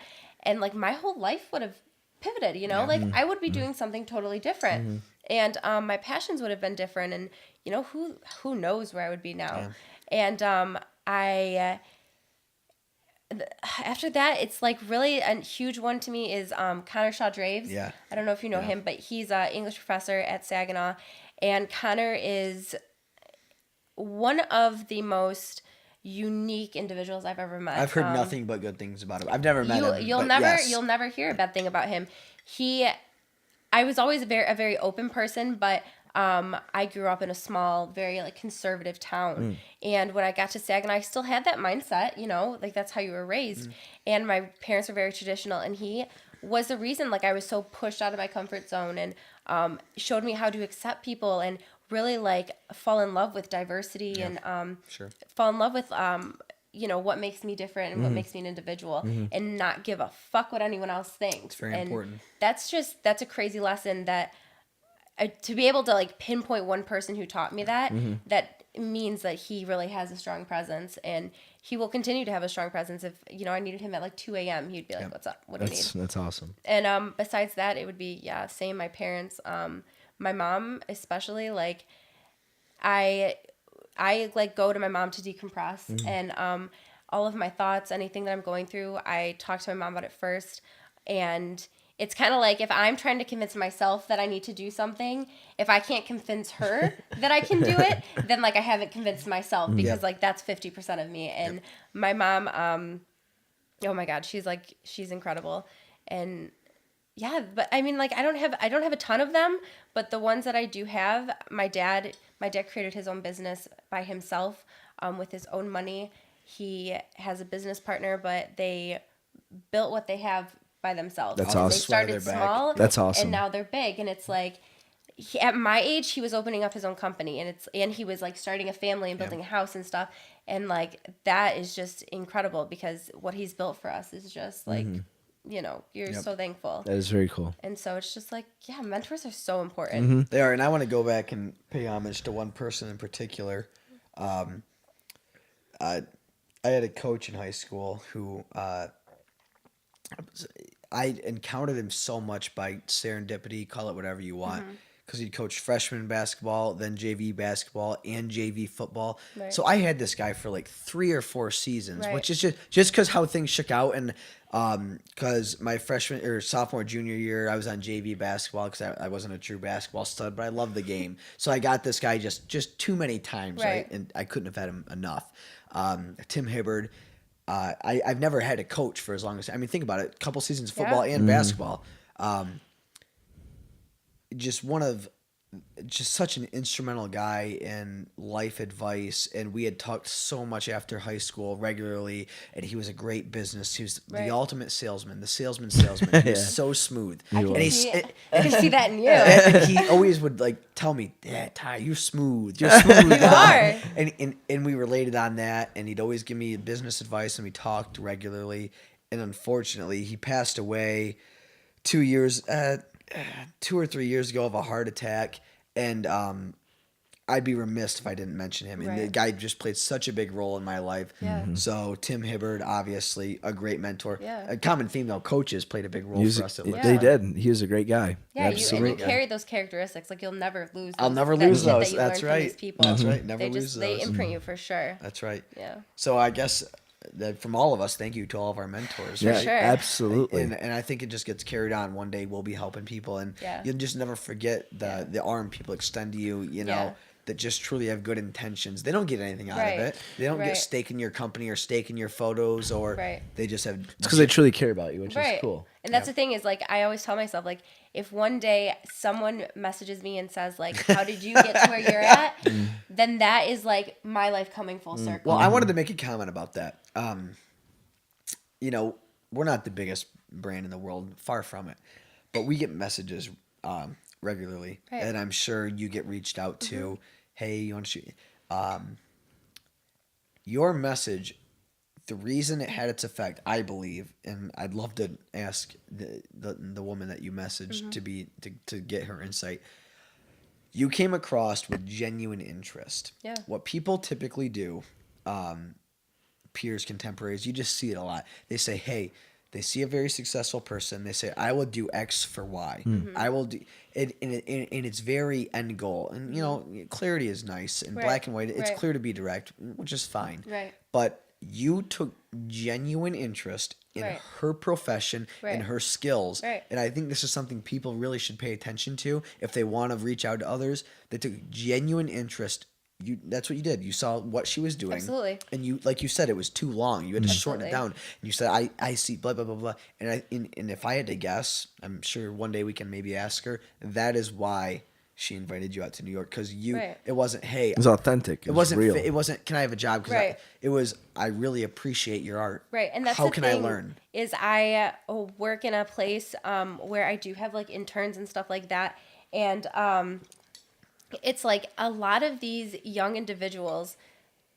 Actually, a lot of my interns honestly are older than me. Oh, really? So Is that weird? I can say That's it is a little interesting. weird, but That's like interesting. I can say young individuals, but like they're older than me, and with age does not come wisdom. And that is something that I've learned, and it's like I think that like you have to embody like this vision of like I'm going to be like a wholesome, well-rounded Yes. person. Yes. It doesn't take college to learn that. It doesn't take anything, but like you have to be willing to just stop listening to yourself so much and like be able to like listen and open to learn from others. Be a student of the game. Right. And by no means Yes. am I perfect. Like I'm not. And I was not always like a listener or anything like that. But there's just way too much to learn from other people No, to not ask, you know? Oh, And like absolutely, if people were to absolutely. just take a step back and like ask someone, like I had a kid over the summer. He doesn't work there anymore, but he thought he knew how to use like this printer. Okay. And in order to print on this printer, like for like this, I mean, you're making huge prints, like billboard size prints. It's like $800 for like one print. So you mess it up, you're throwing out $800. And he didn't want to ask me because he was older than me and I was younger. And my editor said, like, no, you need to ask Gina because, like, I really don't know how to do it. Yeah. Like, she asked the person who did it before her, Yeah. and that's how she learned. So you're going to have to ask her. And he's like, oh, no, I can figure it out. He printed out 3 of them. All of them were wrong. $2,100 or $2,400 worth of. $4,200. That's not it. Yeah, though, I mean, it's just like, why? Why couldn't you ask me? Why I mean, is it there comes so back much pride full there? circle. It comes to the self-awareness. Right. That's a $1 billion question, and it's kind of loaded, but why is a great it's a great question. Right. It's kind of loaded, but yep, I agree. And, Why, like- it'd be so simple, right? Right. And it's not like, I think that people think that they get caught up in like self-consciousness, you know? Yeah, 100%. And they think that, oh, if I do ask, then it'll make me seem like uncertain or dumb or like But I'm juvenile. But it's so opposite. Like then you To would me, have I never you would think have a that. relationship. Right. You always have to be a student of the game. You look Right. at some of these wildly successful people, Right. Always learning. and they're always learning and asking questions of Right. things. And I bet you that kid, you guys would have a great relationship now because he would have been maybe a little bit vulnerable. Right. And you would have taught him something. You would have respected him for asking. He would have respected you for teaching him. And instead of wasting $2,400, Absolutely. he would have learned how to use the printer. And then you'd be like, "Hey, what's up, Joe? Like, hey, cool And I- organic cool poster that you Right. printed." Yeah. Right. And I get it because on the same, side of the spectrum, you have people who are supposed to be teachers that are so hard on people. Maybe for that these poor questions. guy had a ton Right. of And Yeah. that's what I think about. horrible Yeah. experiences. Right. And it's Yeah. like, Very well. if I didn't have the mentors that I had and stuff like that, maybe I would be unwilling to ask questions and like, be more open to feedback and stuff. And so I think, it's one thing to have someone who asks a lot of questions like me, but it's another thing for me to turn around and be that person who's answering the questions and being open to answer them and show like sympathy and like kindness and stuff. You have to ask questions, and I'll never forget. Like I had one instance where I had a teacher when I was younger. Tell me, I was asking too many questions. That is so bass-act. It is, and she said something to my mom, and my mom is just. I love her. She's my mom, and always has our best interest. And she, Right. what do you mean asking too many questions? Here you have this extremely curious young man, and, Right. and my curiosity. Extremely handsome. and just so damn handsome. And she's like, like that curiosity is what If you, long story short, that hunger and curiosity is what's gotten us, a lot to where we are today. Both of us are very curious individuals. Right. So like, to anybody who feels like it makes you vulnerable to ask a question, I'm telling you right now, 1, you're gonna learn something, and 2, odds are the person who helps you out can be a very useful person in your future. And I bet you'll Continue get to go to them respect for help. I bet They'll you'll get respect you. from Yep. those people too that that you open up to and have a true, sincere question. Right. And what Dr. Affolter has said to us is, the beautiful thing about a mentor and having people to look up to and ask questions is you can learn as cheaply as possible. Right. Get experience as cheaply as possible. Exactly. Right. Like all these mentors, all these people that are older than us, these entrepreneurs, these photographers, Right. these creators that have done this before Yep. us, they have made mistakes Right. on their own dime and Right. wasted their own money. Yep. Yeah. And you can learn from them Yeah. without having to waste I'll tell you $2,000. I'll tell you flat out right now. The only two reasons I can take photos. There's two people. Gina has given me a lot of guidance the last couple of years, and before that, our cousin Erica, who's an excellent photographer. I'll ask her, and if she's interested, we'll link her page. But when we first were starting to take photos, she was helping us out and taking them for us. And she was, guys, you could learn this, I promise. Right, And we're yeah. intimidated, like, Right. come Right. on, it's professional, Yeah. professional photography. Right. She goes, guys, promise you can do this. She goes, look up the exposure triangle, learn about ISO, shutter speed. and, Whoa. Yeah. Yep. It's a bunch of numbers Yeah. and float Right. right. Right. and learn how they're related. And she left me one of her first cameras she ever Oh, yeah, gotten. she did. I gave In mine college. to Cedric Addy. For Yeah, the first camera. really. And she left it at college. Left it for me. She goes, just play around with it, and that was a big deal to me. After she got done helping us, She she took drove all up of our to product shots, SVSU. like, I could 3 be friends hours. with her, yeah. Yeah, she's you a would great love- lady. and She drove up to SVSU for a oh my serendipity God. shoot. Yep, and she drove home the same day. I mean, just That's awesome. Yeah. she's always supported us. amazing. But anything's obtainable. So Yeah. we can point our photography, whatever knowledge we have, to you and Erica, because you guys both Absolutely. gave us the tools we needed. Then thankfully we were, I guess, curious. Literally the tool, like we got a flash. A Literally the tool we tools. needed. Yeah, no, I mean, but like that's the thing is like learning, asking questions, all of that, like that all comes back, and like then that turns into networking. Yep. And that's just like a whole nother spectrum of things, like networking and the people that you'll meet from that. It's just So beautiful. it's crazy. Speaking of people we've met, come on, you gotta tell them the Peter Dinklage story. Tell us the Peter Dinklage story again, because it never gets old. This is it. I gotta pour more bourbon for this because this is a I'm great gonna story. reset the cameras real quick. Let's just do it now. You guys are in for a treat 'cause this is a interesting I have story. like I've got two stories kinda. Definitely not recording. All right, now that Tyler's out of here, Abby, come here real quick. Hurry, while Tyler's gone. Come on, run. Just hit the red buttons on both of those. Tyler stepped away. Hit it one more time. Hit that one more time. Tyler stepped away real quick. He had to go to the bathroom. I think he drank too much. No. He's an alcoholic. He is, but me and Gina were just talking. Like, finally, we have a couple minutes of peace and quiet to have a real intellectual conversation. Right, he's always bringing us down. He is. My And, IQ does drop around him. yeah, and we try and talk about the cosmos and Right. these different, just nebulous And things. he's over there doing finger paintings. Yeah. Yeah. Like, we're talking protons, electrons, and Right. he's over here talking about, like, I put salt on ice. yeah, like, what does that even mean? I don't know. You know, so it's fine. It's finally good to be able to talk with you. So the theory of relativity, you are a big fan of, which you actually think you've proven it wrong, correct? No, I thought you told me that you proved. Okay, explain theory of this. relativity explain wrong. It, explain it. What did I say? Well, you said that Einstein was clearly wrong, and Okay. E equals mc squared. Right. When E equals mc squared No, Einstein was times just dyslexic. 2. Oh, really? Yeah, he was just writing shit all over the place. Actually, he really was dyslexic, though. was That's he? a real thing. All right. Never mind. He's back. So, all right, Tyler. just talking Well, some no, we were shit. just talking stuff that we could speak when Yeah, we were talking about stuff had that to me. have a grown-up We were we were having a I'm conversation the farthest thing from grown up. that me and Gina could talk about. Right. That's fine. I think we're good. Are we good? Yeah, we're- Yes, thanks, Abby. Thanks, Abby. Did my voice just crack? I think yeah, it you're did. going through puberty. Puberty. again. Finally, I'm gonna grow. All right. Stories. Peter Dinklage. All right, so Whoa. I just had a crazy deja vu.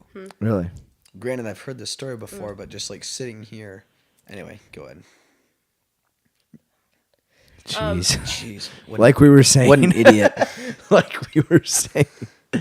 Yeah, so moving on from this mature conversation. Yeah, so let's see. You're in New York. Like we do have to touch back on body painting, but all right. We will. We'll come get back full to it. circle. We'll get We're back back in New York. Mm-hmm. Gina's back in New I York. just moved out there. 'Kay. Okay. And mind you, like, let's think about where we came from. I came from Saginaw, from there. And before I moved out to New York, I was backpacking in Alaska. And actually, like 2 days after I got home from Alaska, I moved to New York. And so here I am, totally like out of touch of what's going on in the world, the fads, what's big and stuff like that. And only thing that's still the same about me is like, I really like dogs. I love dogs. We all love dogs. And I see this huge dog, like fucking huge dog, biggest dog I've ever seen. And I like go up to the dog, like I had just left my apartment and I'm like still on the stairs and he's like sitting there and I'm like, oh my gosh, can I pet your dog? And like it's this like small guy walking this huge dog. And to me, it's just like, okay, welcome to New York. And so the guy's like, oh yeah. And he's like kind of incognito at this point. Like he's got his hood up and it's like 87 degrees in New York and he's got like sunglasses on and stuff. And I'm like, all right, whatever. And so he's like tells me I can pet his dog and I'm like petting him and he like takes off his sunglasses and like pushes his like hood back and he's like, oh yeah, well, we're gonna walk this way. And I was like, oh, I'm going that way. And I go, do you like live around here? And he's like, yeah, like, and he's acting like super weird. And he's like, oh yeah, I live right down there. And I was like, oh, I'm in like whatever my apartment number was. And I go, so you must live like right next door. And he goes, yeah, I do. And I was like, oh. And he's like being super short with me. And I get to Starbucks, that's where I was going, and I go, all right, well, hopefully I'll see you around again, and I, like, give the dog a kiss, and I was See you later, neighbor. And I go, what was your name again? And he, like, looks at me, and he's like, what? And I was like, never mind, like, I'm sorry, I was like, did you, like, tell me your name? And he's like, you don't know my name? And I was like, oh my God, I, like, totally forgot this guy's name, like, I got too caught up in, like, what the dog's name was. And the dog. Yeah. And he's like, you don't know my name? And I'm like, no. And he's like, it's Peter. And I was like, okay. I was like, see you around, Peter. See you, Pete. Bye, Pete. And I see him, like, I go into Starbucks and like there was a short line and I like grab my tall flat white 2 pumps hazelnut. Write that down. and I like leave and he's like still standing out there and he just gives me this weird look. And I was like, oh, hey, Peter. I'm like, I'm actually going home now. Are you walking that way? And he's like, yeah. And I was like, okay. And I go, yeah, so, like, what do you do here? And he's like, he looks at me and he's like, wait, really? You don't know who I am? And I was like, no. And he's like, oh, I'm Peter Dinklage. And, like, the name, like, registered at that point. And he's like, and I knew it was something because, like, the way he said it was like, yeah. I'm Peter Dinklage. And I was like, fuck. And Peter Dinklage. And I'm like, yeah, I'm like Peter Dinklage. And it's like, all right, like I know that from somewhere. And he's like, you don't know me? And I'm like, no, like still nothing. And he's like, Game of Thrones. Elf. And I was like, Game of Thrones. I'm like, oh my God, like this is Peter Dinklage. And I like it all just like because really? You don't recognize him without like his little armor outfit on and like the scar and shit. And I was like, oh my God, and he had short hair. That was another thing. And I was like, oh my God, like this is Peter. And anyways, we're friends now and I'll see him like occasionally and like he'll say hi to me and stuff. And I've been at work and he has come into my work before and they're like, oh, you know Peter Dinklage? And I'm like, yeah, like, hey. Yeah, I mean, for those of you who don't know, Peter Dinklage tight. is Tyrion Lannister on Game of Thrones. Nerd. Go ahead. Yeah. So after that, like started watching Game of Thrones and had to. he has like made jokes about this too. Because I just did not know who Peter Dinklage was. And then another time I was sitting in the same Starbucks. So we really got to go to Starbucks. Yeah, let's just take the podcast equipment into that Is Starbucks. this the same Starbucks that you met Taylor Swift's brother That's in? what the story was, yeah. Okay, all right. I was sitting in the Starbucks and this guy came up to me. And he was sitting like on this side of me. But I kept seeing him like look over my shoulder. And I was like... Creep. Yeah, and I was like, whatever. And... New York. He sits next to me. He like gets up and like literally sits down at my table. And he goes... Hi, like, I really love your photography. And I was like, oh, like, thanks so much. Like, that means a lot. It's like, nice to meet you. And he's like, he like writes down his name and stuff, and he goes, yeah, like I'm gonna be in the city for a few more days, working on some stuff, but like I would love to like shoot with you or like see your style and stuff like that. And he's like, I like to do photography, and I was like, okay, like yeah, for sure. And he hands me his card. I didn't like read it or anything. I was like, it's so nice meeting you. And he's like, yeah, no problem. My phone number's on that. And the barista like comes around and comes and sits down. She's like, what did he just say to you? And I was like, oh, I'm a photographer. He was a fellow photographer. Like, he just, like, was commenting on my style. And she's like, well, that was Taylor Swift's brother. Oh, my God. Did his thing say, like, Tyler Swift on it? Tyler. Yeah, like, when I was, like, looking at the card, I was like, oh, Yep. And yeah, so that was really wild. And Did it say, like, Tyler Swift, parentheses, Taylor Swift's brother? right, like, That you know, was they his should, claim like, to fame. They should Kind of like proof you you're for my that kind of brother. stuff. Yeah, fucking wild.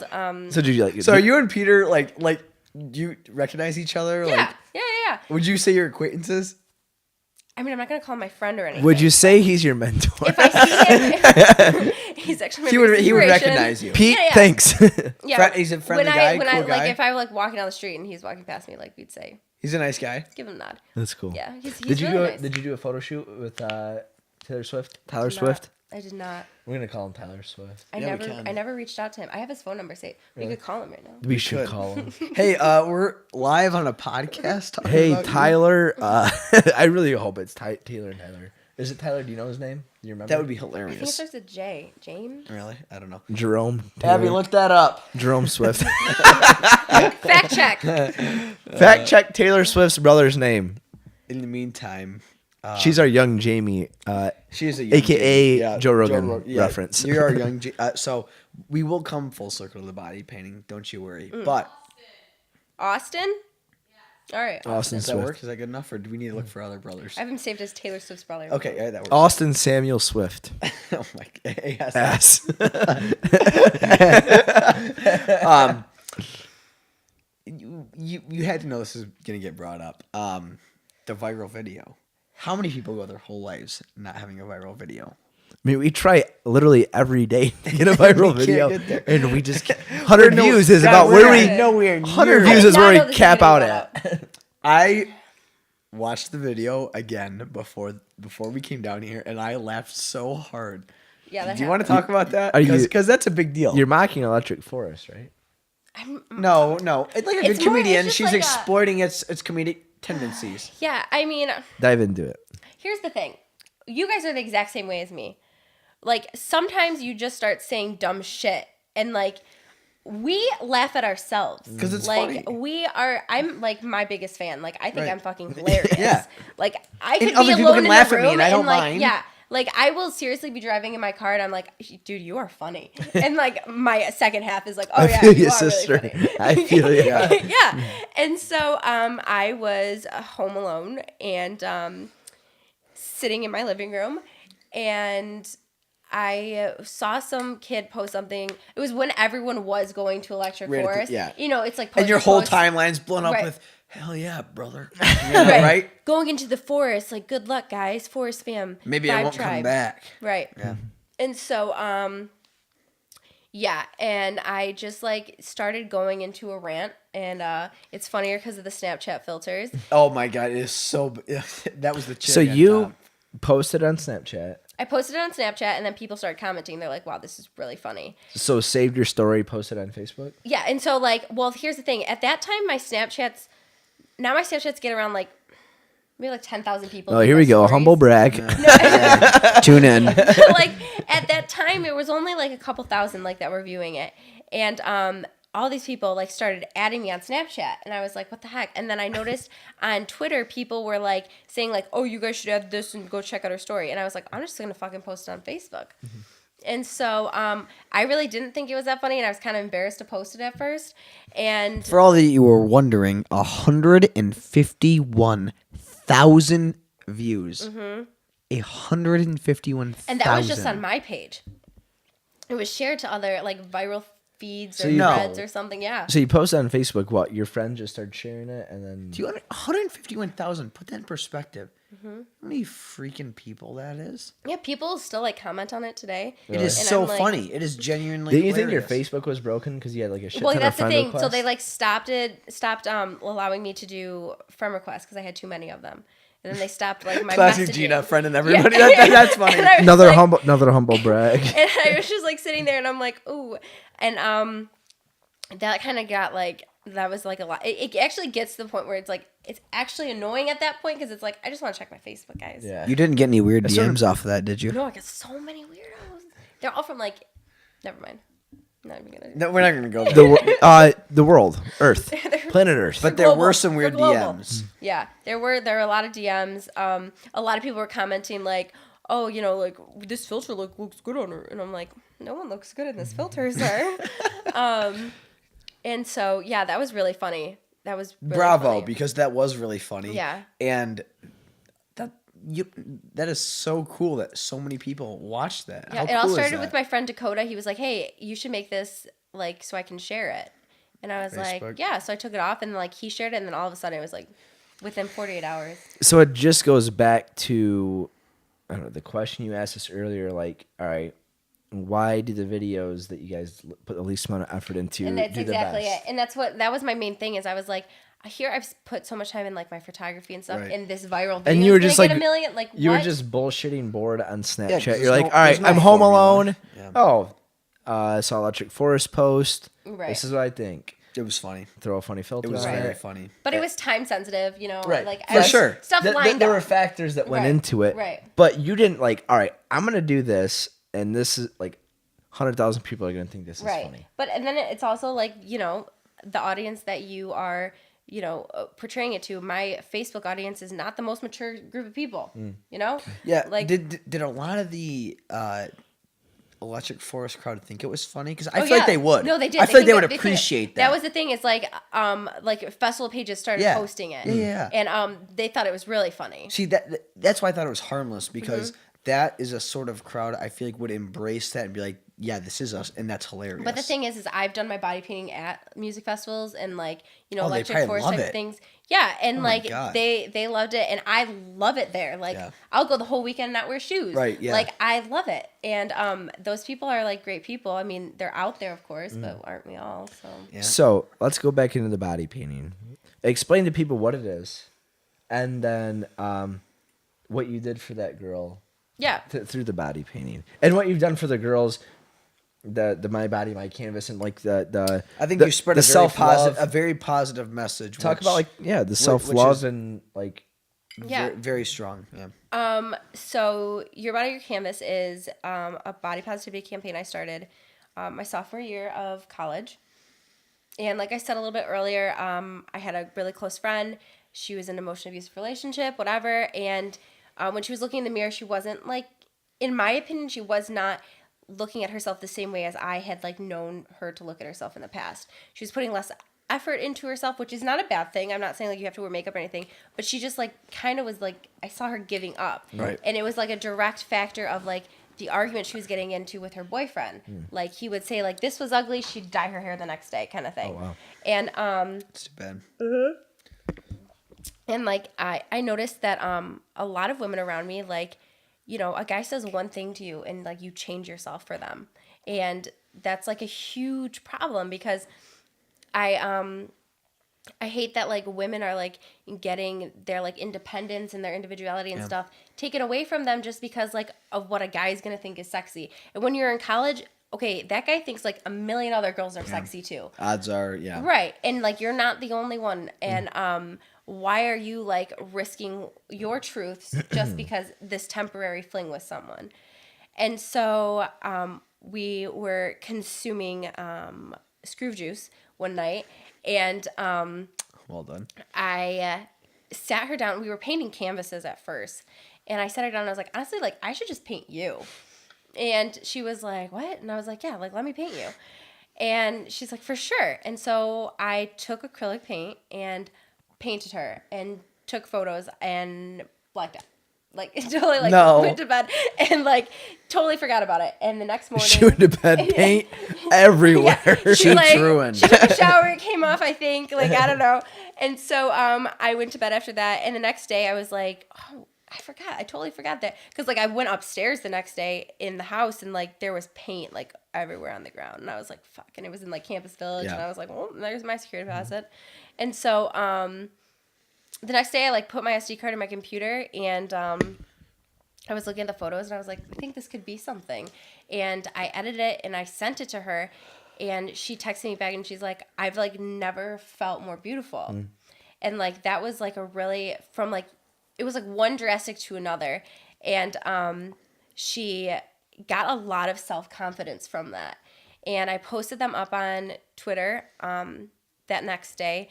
And I think, like, within, like, 48 hours, there was, like, 70,000 retweets on it. Like, No kidding. People just kept going, and literally every single person from Saginaw Valley that was a female had messaged me and said, like, I really want to do a shoot with you. Like, how much do you charge? Blah, blah, blah. And I was getting people from all over the place, like, asking me, like, I want to do this. I cool. want to do that. And I was like, yeah, like, for sure. And then I asked one girl, well, why do you want to do it? Yeah. Because, like, people were just saying that they wanted to do it, but I noticed, like, a lot of it was these girls that were very, like, you know, stereotypical, pretty, like, whatever. And this one girl, like, messaged me and I said, like, why do you want to do it? And she said, well, I just, like, really want to get photos. I'm working on a modeling portfolio, blah, blah, blah. I was like, no. You wanted it for the right reasons. Right. And so then another girl messaged me and I was like, no, I'm just going to keep asking everyone, why do you want to do it? And See who gives the right answer. right. And then another girl messaged me and she was like, honestly, like, a few years back, I was, like, sexually assaulted. And this is something that, like, I think I would benefit from because I'd be seeing myself in, like, a different light. Right, for sure. And I, like, that was, like, super, like, I still get, like, emotional thinking about it. And since then, I've painted cancer survivors, sexual domestic abuse victims, girls with eating disorders, self-love issues, body positivity issues, you know, whatever it may be. At first, I was going to paint both men and women because men have as many insecurities as women do, if not more. But I think they're just, like, you know, more, like, taken aback by it and, like, sure. don't really feel as comfortable Bigger talking guard about up it. about Right. it. Yeah, for sure. But now I've solely, like, based it on women because one thing to me is, like, I was raised by, like, a strong female figure and I, like, really admire women. I don't know if I'll ever have kids or anything, but, like, when I see a woman with a child, like, that's, like, a very, like, inspiring thing for me. Like, women deserve so much credit, especially, like, this day and age, and I don't think that they get enough of it. So if I can take these women and I can show them in a skin that is different from the one they may have forcibly put on that morning, that is why I do what I do. Well, I think that's really good and important that you picked the people that you chose to involve based off the right values and not Right. not the wrong ones. Right. And at first, a lot of people were making it out to be me, like, you know, for the nudity. Like, people were sexualizing them because some of my models, you know, were nude because they were comfortable but doing they that. always will. I mean, like, Right. you know. And it's like, that is why I'm doing this. Like, it's not for you to sexualize this woman covered in paint. It's for you to see, like... People always criticize. Right. But it's showing someone as a piece of art. Yeah. And, like... When there's enough eyes on anything, you're going to get... Right. shit. Absolutely. Absolutely. And so it really grew from that. And then at first I wasn't charging for my shoots. And then there was so many people that were messaging me. And I was like, I'm going to start charging, but it's not going to be for me. Yeah. And my friend at the time was going on a mission trip to Hawaii. And she was having a really hard time, like, getting the money for it. And she was a hard worker. She still is a hard worker. I'm still friends with her. She's an amazing girl. And she was someone that I drew a lot of, like, strength from. And she was a strong female figure in my life.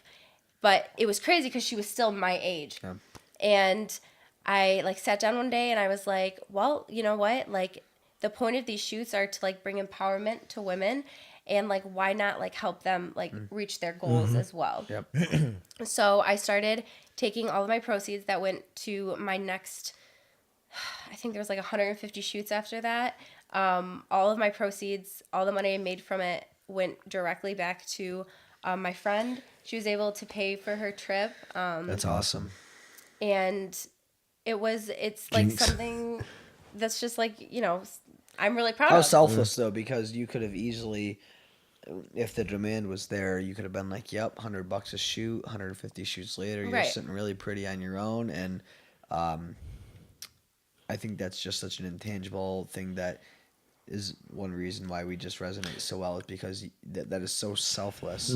It differed though, because the shoots that I was doing, when I do my body painting shoots, like I'm sitting you down, and at this point I was taking them out of like my townhouse living room in Campus Village, and I sat them down, and I was like, they were all strangers. I didn't know any of these girls. There's People true were coming, purpose behind it right, too, right? Right. And so like I sat them down, I talked to them about their story, and it wasn't only just like, how are you battling now with like body positivity and self-love, but like, how like are you growing from it, and like what is your like aspirations and your journey with it, and how do you think like you're going to like discover self-love?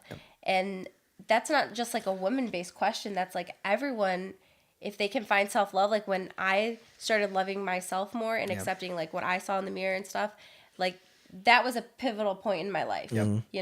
Like you have more self-confidence that way, and just giving people back that, even if it's just for like a minute, is something that it's crazy. It's like my passion.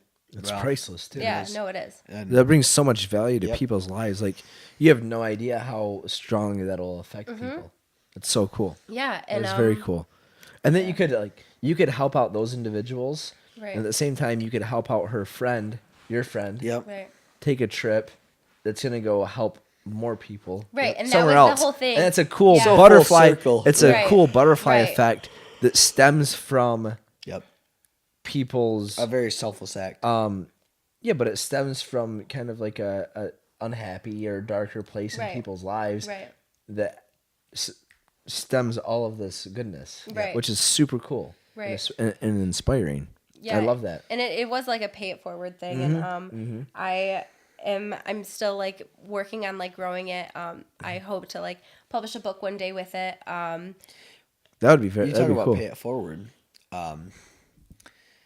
So you had tremendous purpose behind this concept when you started, and then you filtered out to really have your candidates provide so you could really be helping them in a way that they were afflicted one way or the other, and then you even went a step further and helped get your friend out to Hawaii for a mission trip. All in turn, if you look full circle, as I'm sure you have, when you messaged your Olivia. your friend, she saw your body painting images, Right. which in turn karma, carried you to yeah. That's it if is. you look at it like that, That's cool. you did such a selfless thing, Right. and Yeah, and I mean, like everything that I've done, my friend who That's cool. I sent to Hawaii, she was going through like she was going there for a mission trip and getting closer with her faith and stuff. I'm not a super religious person, but like I think Supported that her. some people Yes. like some people like faith, and having faith can really bring people from like one dark place to like a better place. And like there's people all over the world that find like their relief in find faith. their meaning. And a few months later, like her dad passed away, and the only way that she has really, in my opinion, why she's doing as well as she is today, is because she had that trip, got closer to her faith, and now she's using her faith to get through this grieving process. Yep. And so it's just like, once you stop living just for yourself and like start to acknowledge that, there's a whole global spectrum, and like life is not worth it if you're not living not only for yourself but to live for other people as well. And like it's just, I wish more people thought the way that we do. Which I think, not to get too deep into this, but I think that really stems from people doing what truly makes them happy in life. Right. If people are truly happy at what they're doing, they will put so much more good out into the world. Oh, absolutely. Yeah. Which is, so many people do 9-to-5 jobs that they hate. Right. And they hate their life, and they go home and, say something mean to their girlfriend or wife or husband or kids or friends just because they're fed up at a job that they don't like. Right. But if people were passionate about what they were doing what truly made them happy in Right. life, I really think the world would be a much happier And that's place. the thing is like a lot of people tell me like, oh, well, you know, you're lucky that you have the parents that you do, that you get to like do what you're passionate about and stuff. And like I am. Which is part of it. I am. No doubt. I'm so lucky to have them. But at the same time, like, it's yourself. Like, you are your deciding factor. You cannot make Right. Like, that is a true statement. You are lucky. We're super Right. blessed. We're both blessed Right. to have great parents that raised us the way they raised us. Right. On the same token, you either make excuses or you don't make Or you- excuses. or Or you you make just things go out happen. there and you Exactly. attack life. Yeah. Either let life happen to you or Yeah. you happen to life. Yeah. So, I mean, you can play the victim or you can go out there and be like, all right, this is what I want out of life and I'm going to go get it. Right. Yeah. No, absolutely. Well, a few more things to cover before this wonderful podcast comes to an end. I have to tell a story to shine some light on how big of a heart Gina has, because she's definitely. Like, when are these stories coming from? I have an awful like curse of a memory. Like I don't forget anything. So when we were in college, it was. Wait, should we restart the cameras real quick? Hey, Abby, are you still awake in there? Our lovely assistant Abby is going kind of Abby's gonna get off screen. She's gonna get a great bonus for this. More Skroove gear. That beanie looks good on her. Yeah, does. absolutely. Perfect. Thanks, Abby. You're killing it. If you're listening to the audio, Abby is helping us restart our cameras. We will tag her in the video. Oh, in the absolutely. description. Follow her. That's her plug. Thanks, right Abby. there. So are we still going on there? Yep. Okay. I think this was late fall semester that I graduated. So this would have been late fall 16. And it was a late night. It had to have been a Thursday or something because we were out and about. And a good friend Addison shows up, pulls up her car. This is not strange. She got off of work, so we were expecting her. Opens her door and a dog comes out, and we're. I say a dog, a big dog, and Pit bull. a big pit bull. And I have no problems with pit bulls. Muscles, you could see Muscle. the Oh my muscles in god, this guy. huge. And every pit bull I've ever encountered has been the sweetest, So I've no, so I'm petting it, and I'd never met Addison's dog, so I just figured she brought her dog up. Right. And she's like, I'm like, is this? And she's like, no, I found him on the side of the road. Or no, in the road. And she goes, somebody was going to hit him, so I just put him in my car. Mm-hmm. No collar, no dog tags, no nothing. So there's about 10 of us like, well, shit, what do we do? There's no dogs allowed where this complex where we live. We're like, well, we gotta figure everything out. So in the meantime, we'll hang on to him. We'll call around. We'll check Facebook and all this. So we let the mistake of Gina and Addison taking this dog. It had a Superman collar on, actually, but no dog tag. So we named him Clark, naturally. Mm-hmm. That was actually my name for him. and it stuck. Clark Kent. Yep, Clark Kent. So we let the mistake... Wait, Clark Kent, Superman?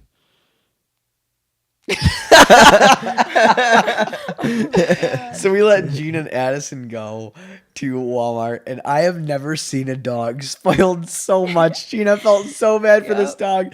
Bought a bunch of tennis balls, a bunch of treats, a bunch of dog There was food. we got like flea wash, A new collar, a new collar, everything. Yeah. And yet they gave him a bath. my They got him dog. flea and tick wash, Yep. flea and shampoo, conditioner, fresh towels. I could not. We're like, I could never forget. Me and Derek, like, are you serious? Anyway, it was just a funny little story about.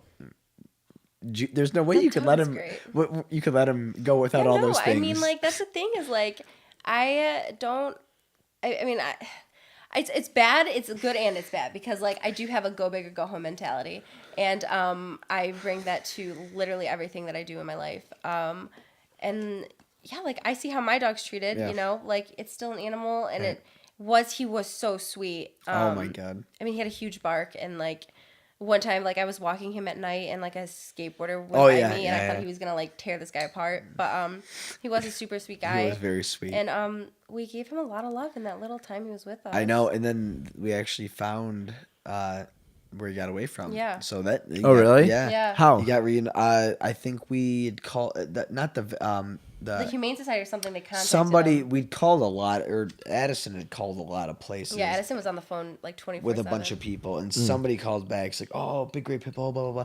And some guy was watching him for somebody or something. Right. And he got back to where he belonged. But Really? But throughout that time, like we brought There him was to probably the, at least a we brought him week. to the vet. He Oh, yeah. got like eardrops or Yep. whatever. He Like had an this infection. dog was like So Derek top-notch. was giving him eardrops every night. Derek wrestled my with this gosh. big ass pit bull, and he had to have been there a week, maybe even 2. Honestly, he was there for a while. It might have been longer than 2 weeks. Yep. Yeah, it was a long time. Clark. He was, Derek made him a hamburger. Huh? Derek made him a hamburger the first night Yeah. we had him because we didn't have any dog food yet. So he grilled him up a patty. Oh my gosh. So yeah, Gina, that was classic. I'm like, yep, there goes Gina taking Yeah. care of a But poor dog. don't leave me and Edison in charge of That's right. You know, you guys That's only give just- him the best. Yeah. Well, Tyler, This has been a wonderful podcast. Gina, do you have? Oh wait, I actually do have a question for you guys. You have a couple. You have a question? Can All I right. turn on my phone? Yeah, turn on your How phone. long are these usually? This might be the longest one, which I love. I'm happy about that. Actually, I don't know. I think we had Logan's was long. yeah. We're about to break the 4-hour time barrier. No, I'm just 4 kidding. hour. All right. My one question that I have. Well, actually, it'll probably sub to another question. But what was your guys' first jobs? My first job. I mowed the lawn for my parents. But like actual, like My actual job, I roofed houses really. for my parents' friend Blake, which that job sucked. I got did you paid. do it for? I got paid $10 an hour, which at the time was cool. Right. And like Blake, I love Blake. He's a great guy. He's hilarious. Like me and him bullshitted all the time. Right. Loved hanging out with him. Roofing houses, it's just a super grueling, hard task Right. to do. Like the asphalt or whatever's and shingles, it just gets everywhere, scrapes you up. Like we do it during the summertime. That's when I work, because I wasn't at college. Super hot out, and you're on a roof. And like me, not the biggest fan of heights. Like being on a roof, like I'm working for $10 an hour. Do I really want to slide off a roof and like break my arm for Right. $10? Not really. So like that sucked. It was a good experience. Okay. Just because like what my grandparents said, like to teach you what you don't want to do in life. Right. So that was my first job, and another job that I absolutely despised, Yeah, he did. hated. Like I would have rather paid money doing something that I loved than to do this. I worked at Menards. Really? Hated it. Absolutely I hated can't it. see you working at I did it You for have to like understand. 3 months. Really? It was the Like the one worst. right in Saginaw? There was one in Clio. Oh, Clio. Okay, yeah. I got to drive a forklift, which is actually pretty cool. I got all right, Yeah, so certified. I got certified by Phil. No, the guy that I think his name is Rich. The guy that I worked thought there. Phil certified you. No, Phil was just Phil was buddy. just the forklift guy, man. He just was my coworker, I guess you could say. I got it's like you had to go like do certain things to get certified to drive the forklift. Okay. Like you had to go get like a thing Pallet. of garage door panels, like off the top shelf. Like in this, like you had to drive the forklift in this super kind of tight area, which driving a forklift's kind of tricky to do. Right. Like once you You get got it, the- yeah. once you get all the handles down, so you had to drive it in there, and then you had to get the garage door panels down, which are like I don't know, 15 feet Day in the wide. life of Menards. No, they're So like you had to raise the forklift all the way to the top, and it's kind of all the way up there, and it's like shaking back and forth. And like I'm just kind of sketched out about it because like I don't really give a shit about this job. I'm like I just don't want to break anything because Right. I'm doing this because like I kind of have to go get a job and How like, old are you? to make money. uh, 19. Yeah. I mean, we started our business. I was 18 when we started. So, So have you guys All right, worked other 20. jobs since you started Skroove? oh God, no. No, That's so crazy to me. but to get back to the forklift, You're gonna like my story. yeah, Tyler's got a much better story. So like you do the door, like the garage door panel thing. I was just like stupid. I was like, all right, I did it. And then he's like, all right, you got to raise the forklifts all the way to the top, and you have to get a pallet of shingles off of the thing, and I'm just getting flashbacks to like when I roofed houses, like shingles. I'm like, I hate shingles, roofing houses. PTSD. No! Yeah, like start PTSD. spazzing out on the forklift, and no, so like you have to get them, and like you're raising the forklift to the tippy top of how far it goes, Right. And when you're doing that, like the machine's just rocking, kind of yeah. swaying back and forth.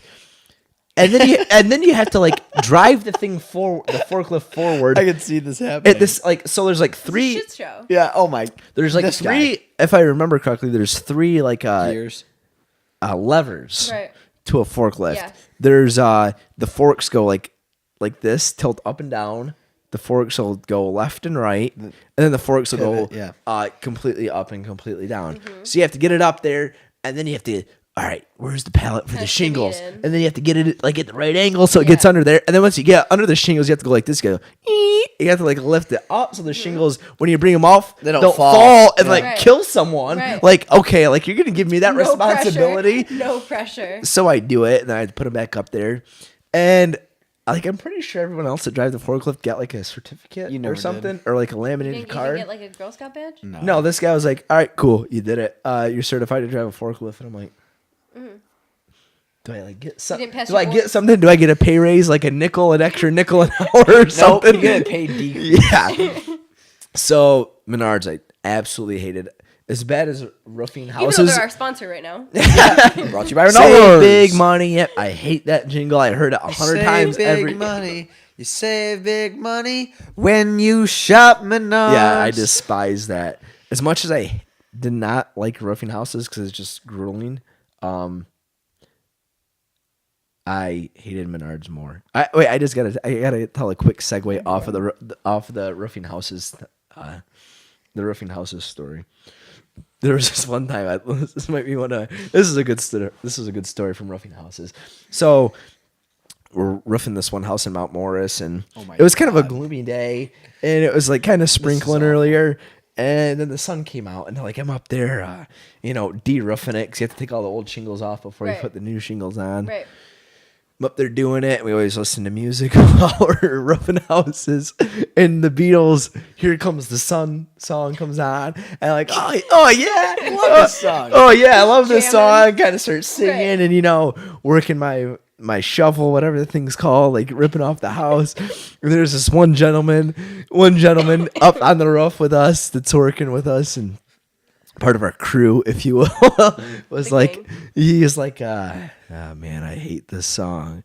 Or I might have said like, "Oh, this is such a good song." He's like, "I hate this song." And I'm like, "You hate this song?" Like the Beatles, "Here Comes the Sun." Iconic, hurt you? an iconic song, Did Satan, an iconic song that everyone just enjoys, just a Right. happy tune. And he goes, "Man, I hate this song." And I was like, "Why do you hate this song?" And he goes, "Man, I hate this song." He goes, "I was in prison. I didn't see sun for like 6 years. And now whenever I feel sun on me, I think of this song and I hate it. I just hate the sun. I hate this song. It's just the worst." And I'm like, "Dude, all right." You're like- whatever, Like, man. how do you handle that? How do you like I even? mean, I was- There's throw you not off a the roof, response. right? Like, I'm just like, good logic. I'm gonna make sure I'm good friends with this not gonna guy. fuck We're not gonna play that song again. and he doesn't get a nail gun. And he doesn't get a nail gun. And Blake, we're going to McDonald's, buddy. I'm gonna buy you whatever you want for lunch. I just remember that, like, oh my gosh, this is hilarious. Oh man. All right, Tyler, your first job. My first and only job. Well, you have to understand. Growing up, I was not growing up, like in high school. I loved to sell things and make money. I was very good at it. Like I Right. remember, like we had the opportunity to sell these. You know how you have like those cards. So if there's community businesses, it's like there's Jets Pizza, the movie theater, and all these things. And like at least our town had these, and you'd sell them. And if you bought one for like $20, your movie would be like $4 instead of $6, and Yeah. you get $1 off of big things like that. Right.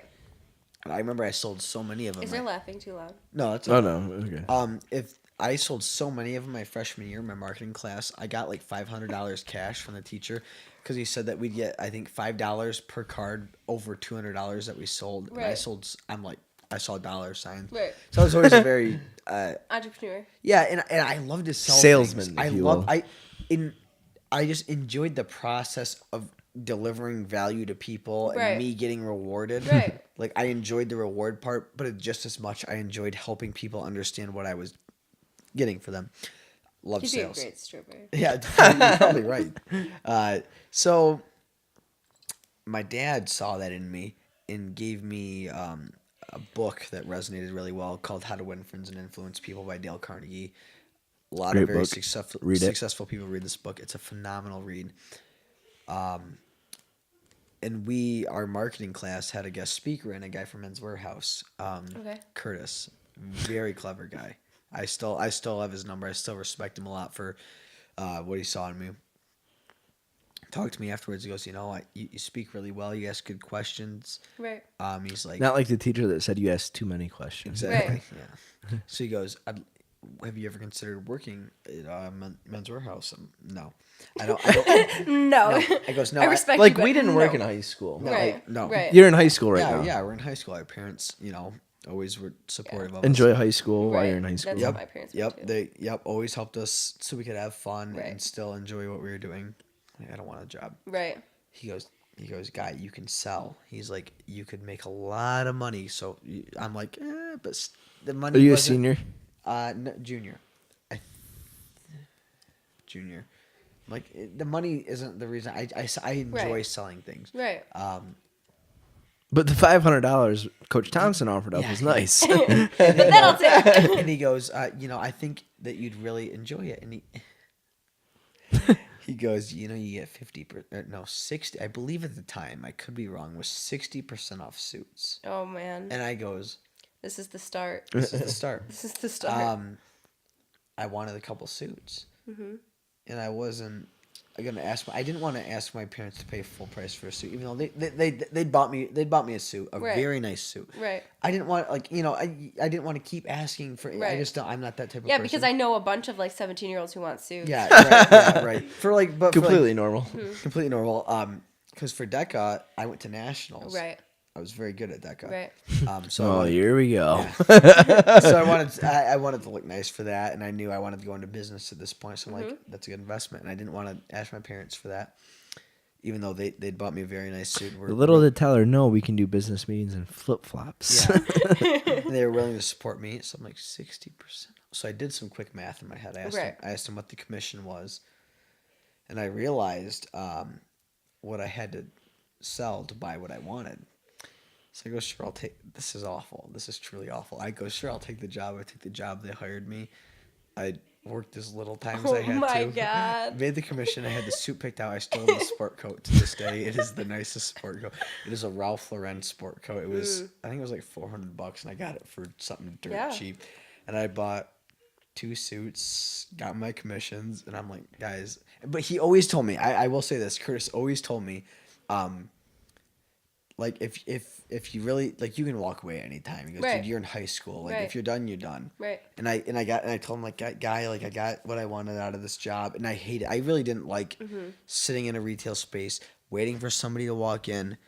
This is like, I didn't like that. I like to go out and get my customers. Right. I like to be hungry about it, and I truly didn't like it. And I told him, I'm like, and I told him like, I bought a couple things. I got the employee discount. He goes, dude, I respect your hustle, blah blah blah. But anyway, that was my first and only job, and I still have those suits to this day, and they That's still. crazy to me. Yeah, Gina, that was a phenomenal that was question. a very good question. Yeah, That just was a like great I never like question. I thought about it. I was thinking about it today. I was like, I wonder like what was before Skroove? Yeah, That was a I sold a very couple suits and bought a couple suits. that was a very good question. Yeah.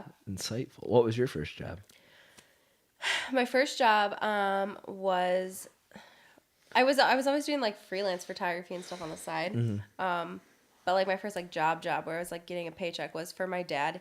He owns a engineering company.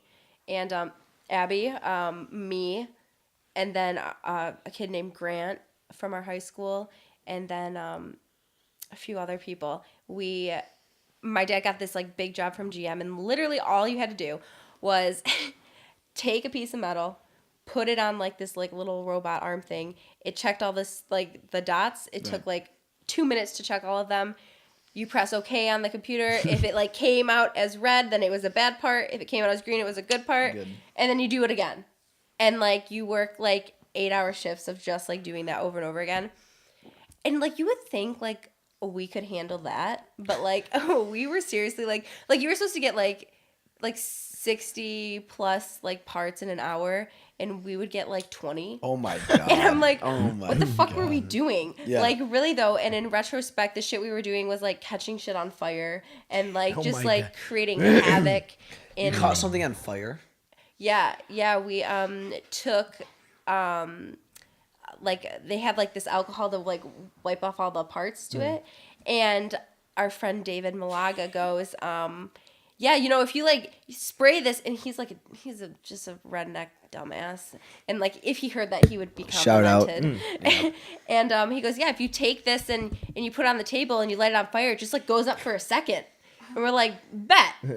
Like, I want to see second, it. Like, this is my dad's company. That's It's fine. harmless. Let's burn this place to the ground. Sure, love us doing So this here. he lights it on fire, and it gets way bigger than he thought it would get. And then this touches like Burns this puddle, dad's company down to the ground. and like sure all of a it's sudden not. there's just black smoke. And this whole entire, and it's like a big like warehouse space. It's just like covered in black smoke. And we had to like air out the place, open up the garage doors and everything. And That's hilarious. that was my first job. And you know, people were coming in like drunk and sleeping on like the shit and everything. And I feel like every girl's first job is babysitting. no, I mean like I babysat a little bit, but no. I've It's tried short-lived. babysitting on the side currently, freak me and out. they won't let me do it. You for know, whatever- Because you Whatever sat on the baby. reason. I'm pretty sure it's the Literally sat mustache, on- but I could be wrong. I don't know. Yeah, no, kids I feel freak like me out. babies love mustaches. Topic for another time. perhaps. You know. So yeah, I like you. kids. Do you like kids? Huh? You like kids? I like kids. You like kids? I do. You don't taste seem like a alright. kid person. I think they're fun. I feel like you're like, ooh, I like you, but like you're someone else's. I don't want you. No, like kids are I fine. mean, I don't. As long as you don't want have to kids take. right now, but like, yeah, I think they're fun and they have. They're cute Kids, as long as you kids don't have have to take very care of them. interesting perspective. Like you talking on things. babies or kids? I'm talking like just like I don't. Babies and kids are the same thing to me. Oh, like babies are No, babies. Like are they don't even they can't talk. Kids They have drool all over personalities. I think themselves. Okay, do you like babies or kids more? The same. kids. The They same. have personalities. You can ask them things and they give you really weird answers. It makes you like what the hell? Insightful, but babies Yeah. are just like cute as long as you don't have to take care of them and change the diaper. Oh wait, I have another question. Oh, good. So right. me and Abby were talking about this in the car the other day. The assistant lady. How come the Lindsay brothers never date? Turn the cameras off. Oh No, I'm just God. kidding. No, really though. That's a like, good question. like you guys are very like I said. I'm like they're scouting. Like they're like going. Like someone has to be able to intermingle with both Tyler and Kenny. Like there has to be a positive balance. I think if one of us were to start dating somebody, they would have to be very heavily approved by the other Open. brother. Yeah, for that's what I'm sure. saying. Like you'd have to wingman for each other. I don't think we're. I don't know, like- I can't speak for both. Go ahead. You want it? You You want it? can go first. I can't speak for both of us. I think that we love what we do, and we're, as cliche as it sounds, we're kind of dating our business right now. Yeah. I I don't think either of us are opposed to like getting in a relationship, but obviously our brand, which we've busted our ass for Right. 4 years, is a bigger priority in our life than just about anything. Right. So it's just hard to think about introducing something into the like our personal equations that might draw from that or anything. It's not that we're against it. It's just Right. like right now that's all we care about. Right. So Yeah, I was like, because she's like, when did like Tyler and Kenny, like when was their last girlfriends? I was like, I've never met them with a girlfriend. junior year of high school, I would have to say. That's crazy. That was mine. Maybe senior year. I mean, I'd have to say like one, we invest so much time, Right. Yeah. and like all our money pretty much goes back into the business. Sorry, girl. So like, if I'm gonna have, seriously, I mean, if I'm gonna have a girlfriend, No, I get that. we dump almost everything we make. I mean, we choose to pay ourselves very little. Right. and like Because we believe in the concept. Right. You don't start a business to it. It's not, the goal isn't, oh my God, I'm 23 and I want to have all these things. Like Right. that's so, we are very long-term players. We Right. love playing the long game. We will play the long game any day of the week. So we always dump almost all we make back into the business. And like look at that's- what we get to do for business. it's Like No, we get to true. come out here, It's a dream hang out come with true. You do this, like Right. sit down with people, Right. go out and have fun, have experiences. Like the money, like we don't make a lot of money right now because our business is young, and then the money we do make pretty much goes back Yeah, into our business, and like our time is very limited. Right. So if I'm gonna date somebody, I want to spend the right amount of time and money Right. on them. Yes. Which I don't feel like I have right now. Right. Yep. And like the second part is like, have I really met somebody that I would want to spend that time and money on? Yeah, no, for sure. I don't think so. No. I think we're- So I mean, we're just busy living life, and like I think I you said know, that the bromance was too strong. the bromance is strong. It very well could if be. if you wanted to date one of us, you'd have to be very highly approved by the other. I would have to, Yeah. no, I'm just kidding. polygamous. No, that's not it. No, I don't know. Who knows what the future holds? Alls I know is at the end of the day, we're in control of our own future, which is the most enlightening feeling. Waking up every day and knowing, we're in control of what happens. If something screws up, it's our fault. Great, Right. fix it. If something goes well, pat on the back. Great. That was Absolutely. probably maybe because of us. Absolutely. So I don't know. I mean, we're just having fun and learning a lot, and we love what we do. I mean, yeah, we're having fun with what we're doing right now, so we don't feel the need Just keep doing to. you. Maybe No. someday. We don't feel the need to mix it up, I guess. For all the girls watching this, like, don't feel bad. If Sorry, maybe Tyler late. won't text you back. Sorry, ladies. Just Tyler. This isn't the Bachelor. Please don't watch this. This was such a wonderful podcast. Yeah. I've never done a podcast before, but I tried once. You did your own podcast, didn't you? Yeah, but it was like a little, it was like 5 minutes. I enjoyed listening to that. It's still a podcast. Yeah, I guess. It was like How many What was it, like people- gas station sushi or Gas something? station sushi. If So I ever how write many a book, people that's what it's gonna be called. look this up? No. How many human beings have ever done a podcast? Probably a pretty slim percentage. So, welcome to the club. Guys, I feel like I'm like, like that show that airs on ABC Family at like 3 a.m. called the 700s Club that no one watches. It's like super secluded. I don't. So like George That's a real Lopez at thing. like Nick at Night. I feel like that's what I'm a part of. It's just like a couple people just like sitting on a stage with no one in the audience and just like kind of talk to them. One day our great grandkids will look back on this and be like, One day, they'll say Tyler and Kenny did an audio tape. Excellent. "Well, Gina, thank Jen, you anything for else? welcoming us into your I home." don't think so. Well, listen. Follow her Twitter, Instagram, Facebook, any avenue you can. Oh, You will Abby, not that's regret it. Abby, that's you. Camera Oh, might maybe have that died. Maybe no, that the camera died. might have died. You're good. All right, That's you're all right. good. Continue, Any Tyler. avenue you can. Twitter, Instagram handles. Sondography. Sondography, yep. SON. SONDOGRAPHY. If people, if there are any people listening who are interested in photography or anything that you've said may have resonated with them, what's the best way to get a hold of you? Would it be direct message on Instagram, Facebook, Yeah, Twitter? send me a message on Instagram. That'd probably be the best way. I have a website that's connected to my email. You can contact me through there. But What's the Instagram. website? Sondography.com. Sondography.com.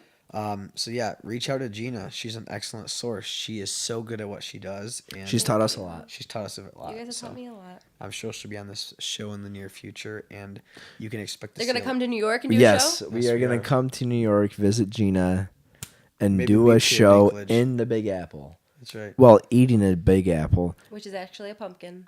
Oh, Which no, is we don't tell actually them that. And potentially we'll film it inside a giant paper mache apple. Which is in turn in New York, the Big Apple. Inception. We'll see you guys next time. Thank you for tuning Bye, in. thank Thanks, you. Gina. Thank you guys. Thank you guys so much for tuning in. All episodes of What's Your Skroove are available on our website, www.skroveco.com. Be sure to subscribe and leave a rating. And as always, there are free stickers available at skroveco.com. We'll see you guys next time.